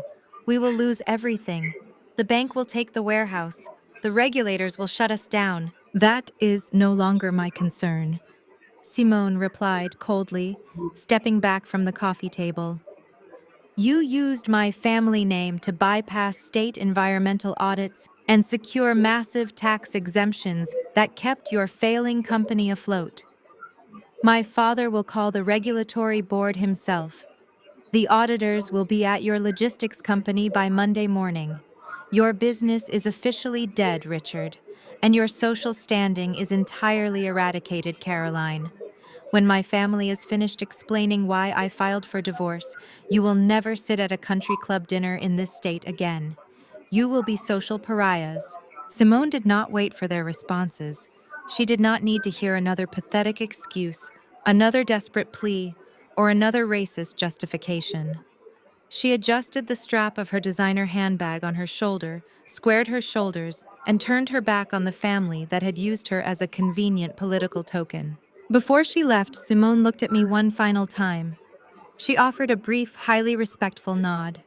It was a silent acknowledgement between two women who had survived the absolute toxicity of this family and emerged victorious. I nodded back, acknowledging the absolute masterclass in corporate and personal execution she had just delivered. Simone walked out. Her heels echoed sharply down the long, sunlit hallway, a steady, rhythmic march of liberation. The heavy mahogany front doors opened and closed with a solid, echoing thud. She did not look back. She did not hesitate. She simply walked out of their toxic, bigoted world and left them to burn in the ashes of their own creation. The silence that followed Simone's departure was heavy, suffocating, and absolute. The California sun still illuminated the massive $15 million living room, but the atmosphere felt entirely devoid of oxygen. Trent was still on the floor, staring blankly at the diamond rings resting on top of his termination letter. His chest heaved with shallow, panicked breaths. He had walked into my home expecting to be handed a seven-figure executive position and a seat on a billionaire board of directors. Now he was unemployed, unemployable, and facing a brutal, high-profile divorce that would leave him completely destitute by the end of the week. Richard staggered backward, his legs suddenly losing the ability to support his own weight. He collapsed onto the edge of the plush sofa, his hands trembling violently as he buried his flushed face in his palms. He knew the immense power Simone's father wielded in state politics. He knew that the impending audits would uncover years of financial mismanagement and desperate illegal cover-ups. His logistics company was not just failing. It was about to be legally dismantled, and he would likely face severe regulatory fines he could never afford to pay. Caroline was actively hyperventilating. The arrogant country club matriarch, the woman who had proudly thrown me into a freezing blizzard to protect her pristine social image, was completely unraveling in real time. She looked at Trent sobbing on the floor, then at Richard shaking on the sofa. The realization hit her with the physical force of a collapsing building. They had absolutely no leverage. They had no political shield to hide behind. They had zero income flowing into their household. Without Simone's family backing, their elite social status was entirely gone. Without Trent's bloated salary, they had no one to leech off of. Without my $5 million bailout, their business and their suburban home were completely lost. The carefully constructed elite facade they had maintained for decades had just been utterly eradicated in less than 20 minutes. Caroline slowly slid off the edge of the sofa. Her legs gave out completely. She dropped to her knees on the cold, imported marble floor, landing right beside her weeping, pathetic son. Richard let out a broken, hollow sob, sliding down from the cushions to join his wife on the ground. The proud, arrogant family who had marched through my security gates demanding millions of dollars was now physically kneeling at my feet. They were entirely destitute, stripped of every single ounce of power, prestige, and financial security they had ever possessed. And I was just getting started. I looked down at the three people kneeling on my imported marble floor. The image was almost surreal. For my entire life, Caroline and Richard had towered over me. They had dictated my worth, mocked my choices, and ultimately discarded me like defective merchandise. Now the physical reality of our power dynamic perfectly matched the financial one. They were literally at my feet. Trent was still hyperventilating, his hands clutching his designer hair, completely unable to process the total evaporation of his marriage and his career. Caroline let out a jagged, breathless sob that echoed off the high, vaulted ceilings. It was not a calculated theatrical cry meant to manipulate a country club audience. It was the visceral, ugly sound of a woman realizing she was about to lose the only thing she truly loved. Her money. Caroline lifted her head. Her immaculate makeup was ruined, dark streaks of mascara running down her pale cheeks. The expensive designer coat she had worn like a suit of armor looked ridiculous as she crawled a few inches forward on her knees. "Elise, please." Caroline choked out, her voice raw and desperate. "You have to listen to me. You have to stop this. You do not understand how bad it is. We are completely out of time." I did not move an inch. I simply stared down at her, letting the cold silence demand the rest of her confession. "The business is not just failing." Caroline wept, the words tumbling out of her mouth in a frantic, uncoordinated rush. "The debts are insurmountable. Richard took out second and third mortgages on our estate to cover the supply chain losses.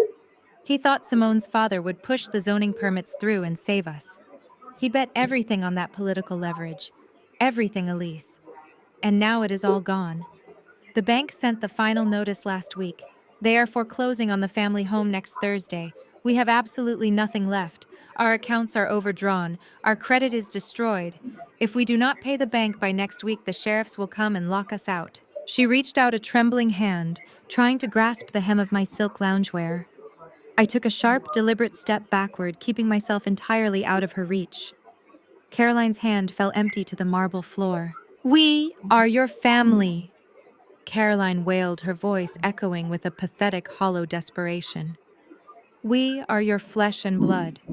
You cannot do this to us. You cannot just stand there in this mansion and watch your own parents be thrown out into the cold. Elise, I am your mother. You came from me. You cannot let your own blood live on the streets." The absolute audacity of her using the word blood made my stomach turn. I looked at Andre, who remained leaning casually against the crystal bar cart. His expression was completely unreadable, a masterclass in emotional detachment. He took another slow sip of his bourbon, letting Caroline's hypocritical pleas bounce off him like rain on solid concrete. "Blood," I repeated, my voice dropping to a freezing, lethal whisper. "You have a lot of nerve using that word, Caroline. Half an hour ago, you were screaming that my husband was a disease polluting your pristine bloodline. 8 years ago, you threw me into a blizzard because my blood was no longer pure enough for your country club standards.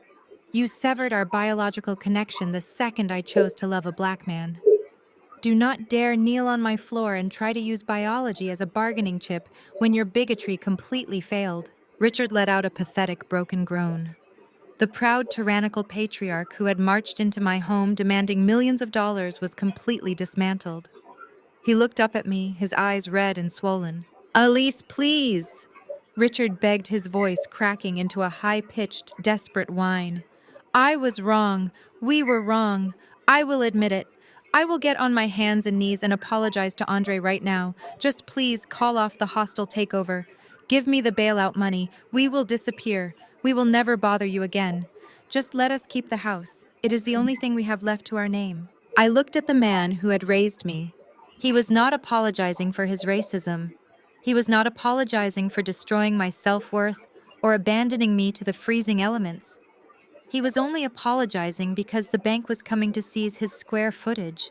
His remorse was entirely financial.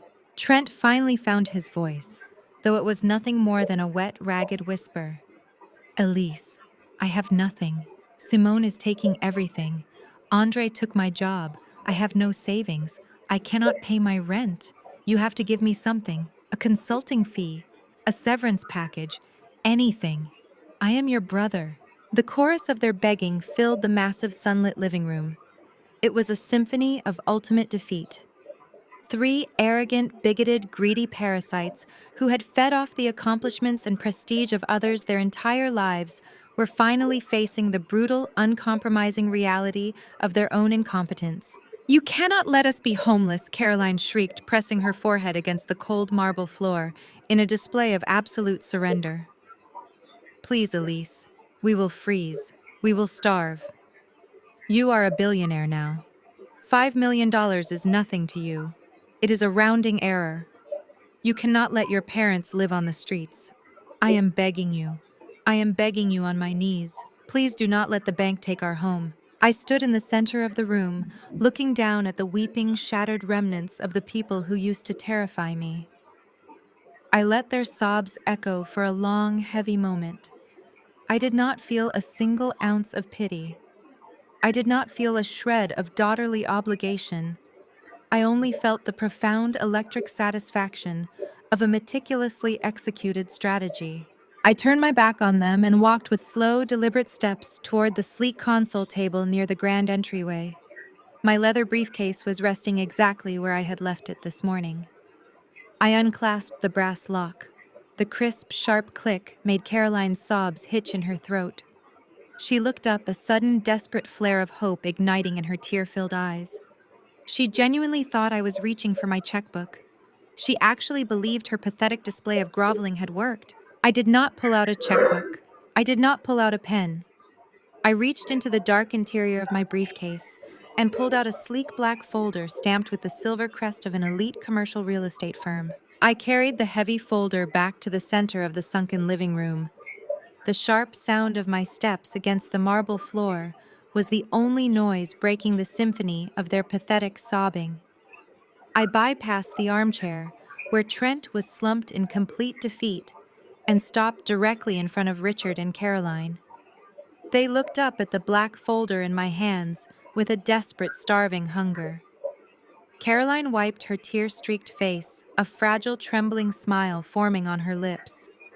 She genuinely believed this folder contained the salvation of her country club lifestyle.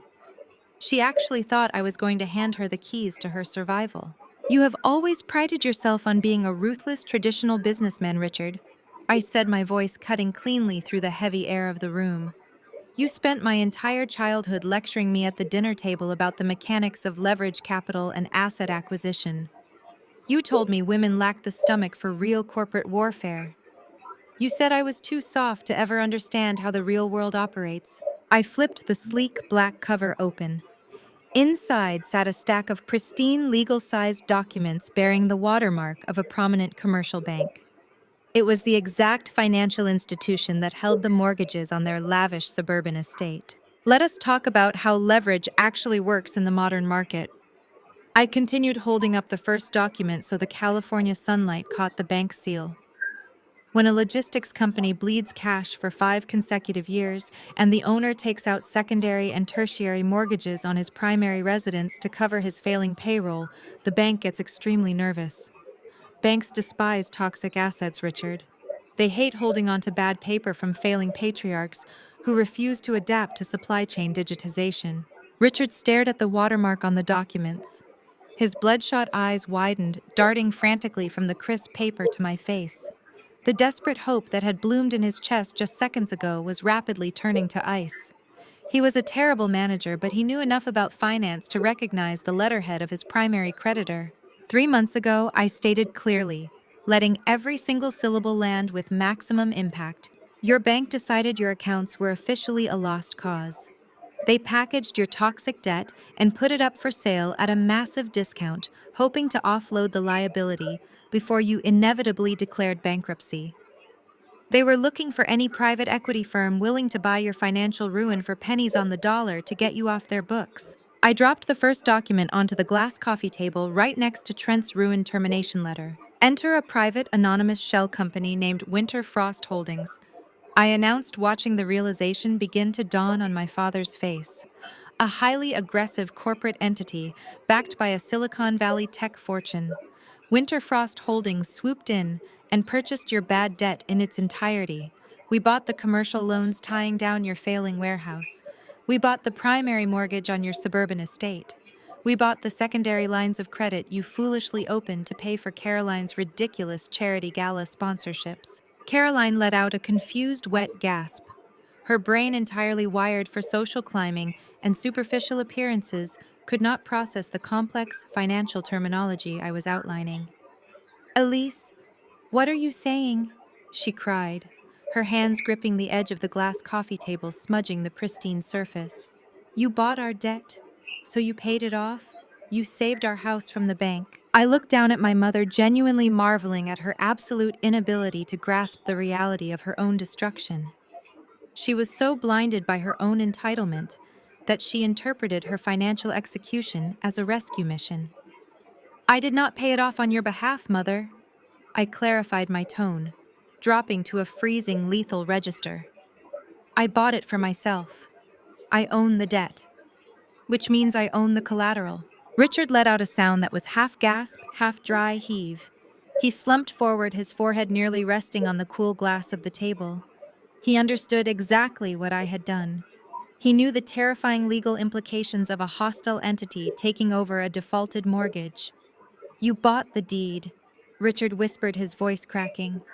The realization was draining the last remaining ounce of life from his body. You bought the deed to the house. I bought the deed to the house, I confirmed, letting a cold, victorious smile spread across my face. I am your primary creditor, Richard. I am the bank. I own the roof over your head. I own the walls you sleep inside. I own the dining room where you mocked my career, and I own the very driveway where you threw my suitcase into a blizzard 8 years ago. I paced slowly around the coffee table, making sure my presence dominated their complete and utter failure. You came here today begging me to stop the bank from taking your home next Thursday. You thought you could manipulate my emotions, use your biological connection, and extort my husband to secure a bailout. But you were negotiating with the wrong entity. The bank is not coming for your house next week, Richard. I am. Trent looked up from his hands, his face contorted in pure shock.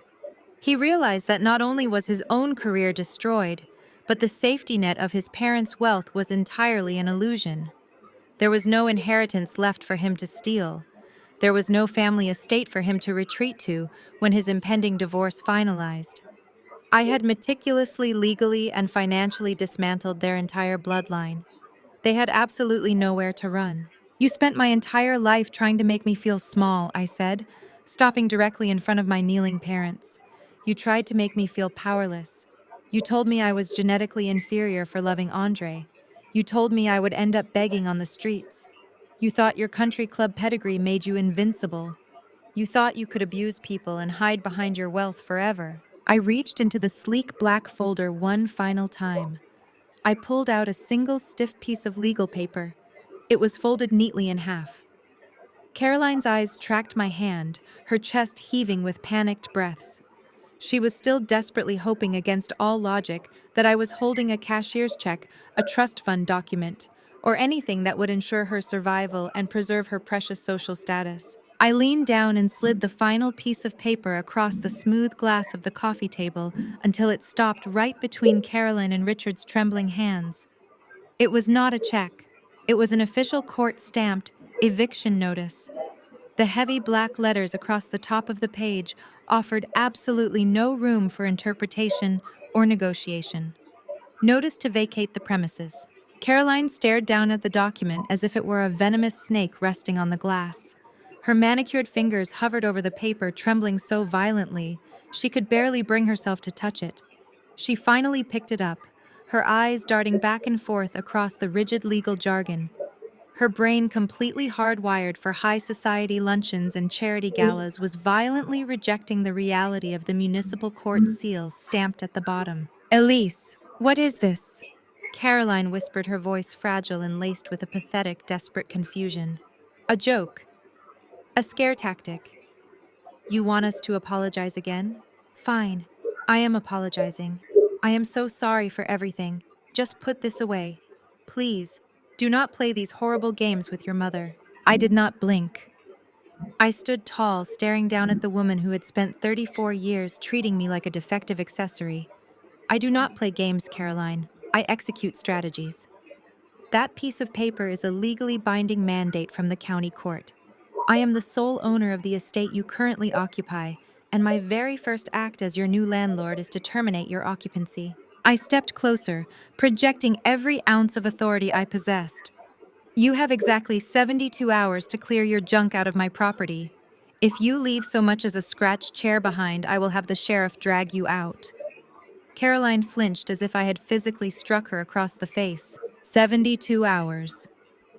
I repeated, letting the strict deadline echo in the quiet room. That means by noon on Friday, your presence on my land becomes criminal trespassing. I have already contacted the local authorities in your pristine, gated community. They are fully briefed on the situation. If you attempt to stay 1 minute past the deadline, marked squad cars with flashing lights will pull into your driveway. Uniformed officers will walk through your custom front doors. They will physically escort you off the premises in broad daylight, right in front of all your wealthy, judgmental neighbors. The sheer horror of public humiliation finally broke through Caroline's denial. The idea of the elite country club wives peering through their expensive window treatments to watch her being hauled away by the police was a fate worse than death for a woman obsessed with status. She dropped the eviction notice. It fluttered back down to the glass table. She let out a guttural, agonizing wail, burying her face in her hands as her entire world collapsed into ash. Richard looked up at me, his eyes brimming with tears of absolute defeat. The commanding patriarch, who had once ruled his household with an iron fist and a booming voice, was completely gone. He was nothing but a broken, bankrupt old man, staring at the daughter he had chronically underestimated. "We have nowhere to go." Richard choked out, his voice cracking painfully. "My credit is destroyed. Our accounts are frozen. We cannot even rent a motel room, Elise. You are throwing us out onto the street. We will freeze." I looked at him with an expression of pure, unadulterated ice.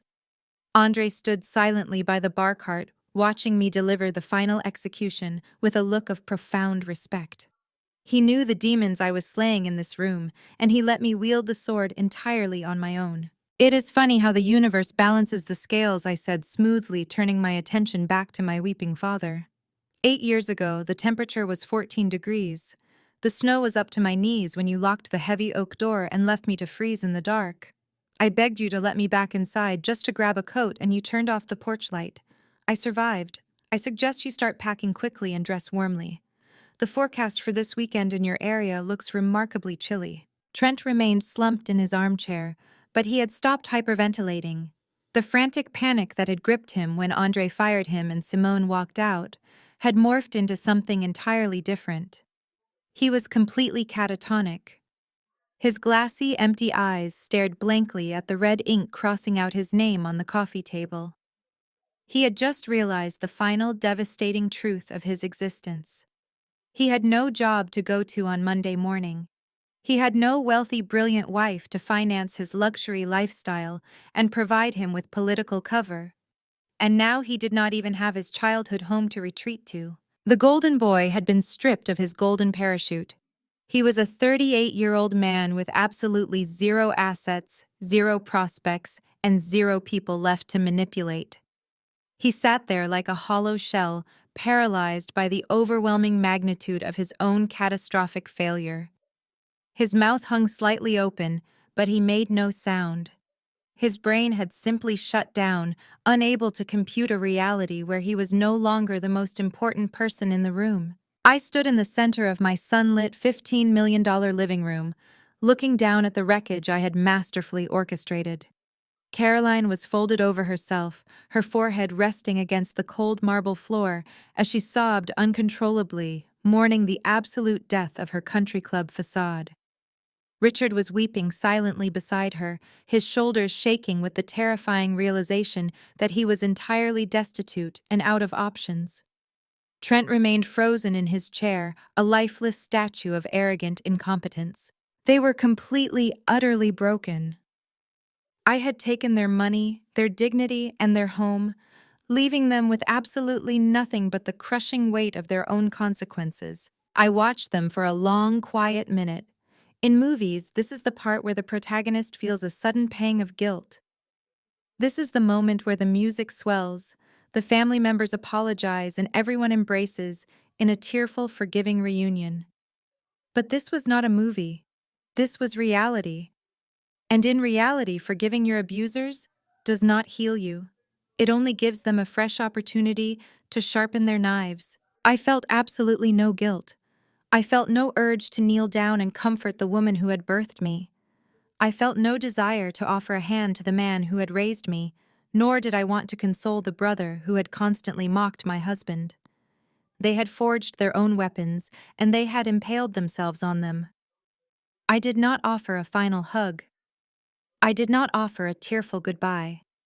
I did not even offer them a glass of water for the long drive back to their impending foreclosure.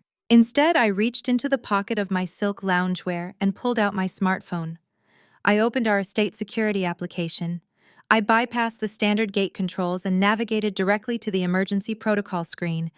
I tapped the large red icon labeled Escort. Within 15 seconds, the heavy rhythmic sound of tactical boots echoed down the main hallway. The sound was purposeful, intimidating, and fast. Two massive private security guards entered the living room. They were both well over 6 feet tall, dressed in immaculate dark suits, equipped with discreet earpieces and the kind of professional, unblinking demeanor that billionaires pay a premium to keep on retainer. The lead guard stepped to the edge of the sunken living room, his hands folded neatly in front of him. He looked at me, completely ignoring the weeping family on the floor. "We are ready, ma'am," the guard stated, his voice a deep, resonant rumble that demanded absolute compliance. I looked down at Caroline and Richard. I pointed a steady finger toward the grand entryway. "Please escort these trespassers off our property," I instructed the guards, my voice ringing clear and completely devoid of emotion. "And make a note in the gate system. If they ever return, if they ever set foot on our driveway again, do not call me. Have them arrested immediately for trespassing." Caroline gasped, her tear-streaked face twisting into a mask of pure, unadulterated horror. She scrambled backward on the marble floor, shaking her head frantically. "Elise, no. You cannot do this to your mother. You cannot throw us out like criminals." She lunged forward, desperately trying to grab my ankles.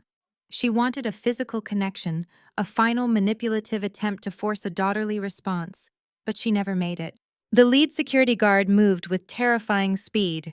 He stepped between us, placing his massive frame directly in her path. He reached down and firmly grasped Caroline by the upper arm, hauling her to her feet with effortless strength. He did not hurt her, but his grip was absolute. He offered zero room for negotiation. "Ma'am, it is time to leave," the guard commanded, his tone perfectly polite but utterly unyielding. Richard tried to summon a final shred of his patriarchal dignity. He scrambled to his feet, dusting off the knees of his expensive trousers, though his hands were trembling so badly he could barely manage it. "Let go of my wife," Richard barked, though his voice cracked pathetically. "We are leaving. We do not need to be manhandled." The second security guard stepped right up to Richard, towering over him. The guard did not say a word. He simply gestured toward the hallway, using his sheer physical presence to bully my father into motion. Richard swallowed hard, looking at the massive guard and then looking back at me. He opened his mouth to deliver one last threat, one last guilt trip. But the words died in his throat. He had nothing left to say. He turned and began a slow, shuffling, defeated march toward the front door. Trent was still catatonic in his armchair. He had not moved an inch since Simone walked out, and Andre handed him his termination letter. The second guard walked over, reached down, and hauled my 38-year-old brother out of the chair by the lapels of his suit jacket. Trent stumbled forward, his legs barely supporting his weight. He looked completely hollowed out, a vacant shell of a man being marched to the exit like a captured prisoner of war. I stood beside my husband, watching the glorious, silent procession. The security team marched my biological family down the long, sunlit hallway. Caroline was sobbing hysterically, dragging her feet, turning her head back to look at me with desperate, pleading eyes. Richard was walking with his head bowed, his shoulders completely slumped, carrying the crushing weight of his bankrupt existence. Trent was simply being dragged along, a dead man walking. They crossed the threshold of the grand foyer. The security guards guided them firmly out onto the front porch, forcing them out into the bright California afternoon. The lead guard stepped back inside. He grabbed the brass handles of the heavy custom mahogany front doors. He pulled them shut with a massive, resonant slam. The sound echoed through the high ceilings of the estate.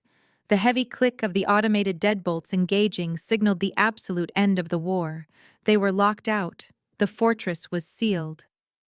A profound, deafening silence descended upon the house. The chaotic, toxic energy that had infected my living room for the past hour was completely gone. The air felt clean again. The sunlight streaming through the floor-to-ceiling glass walls seemed brighter, warmer, and entirely pure. I stood in the center of the living room, taking a deep, cleansing breath. The tension that I had carried in my shoulders for the past 8 years completely evaporated.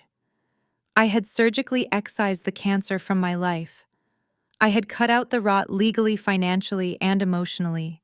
I felt a warm, heavy hand slide around my waist. Andre pulled me gently against his side. I turned my head and looked up at the man who had built an empire from a dusty garage. The man who had stood by me through the darkest blizzard of my life. The man who had just handed me the weapons to destroy my abusers. Andre offered a soft, deeply satisfied smile. He stepped away for a brief moment, walking over to the crystal bar cart. He picked up the bottle of premium vintage champagne we had opened earlier to celebrate the initial public offering. He poured 2 glasses, the golden liquid bubbling and catching the light. He walked back over to me, holding out a delicate crystal flute. I took it, wrapping my fingers around the cool stem. Andre raised his glass. To the trash, taking itself out, he said, his deep voice carrying a tone of absolute victory. I smiled, feeling a genuine, radiant joy bloom in my chest. I raised my glass to meet his. To peace, I replied. We clinked our glasses together. The bright, clear ring of the crystal echoed perfectly in our quiet, beautiful home. We stood alone in the sunlit foyer, sipping our champagne, looking out over the sweeping hills of the valley. The toxicity had been surgically, legally, and financially eradicated. We won. The most profound lesson from Elisa's journey is that sharing DNA does not obligate you to tolerate abuse or bigotry. True family is built on mutual respect, unwavering support, and unconditional love. Values her toxic parents and brother completely lacked. By legally and financially severing ties with those who only saw her as a disposable asset, she proved that walking away from toxic bloodlines isn't a failure. It is an act of profound self-preservation. You cannot heal in the same environment that broke you, and sometimes the most empowering boundary you can set is a permanently locked door. Share your own experience of setting healthy boundaries with toxic people in the comments below.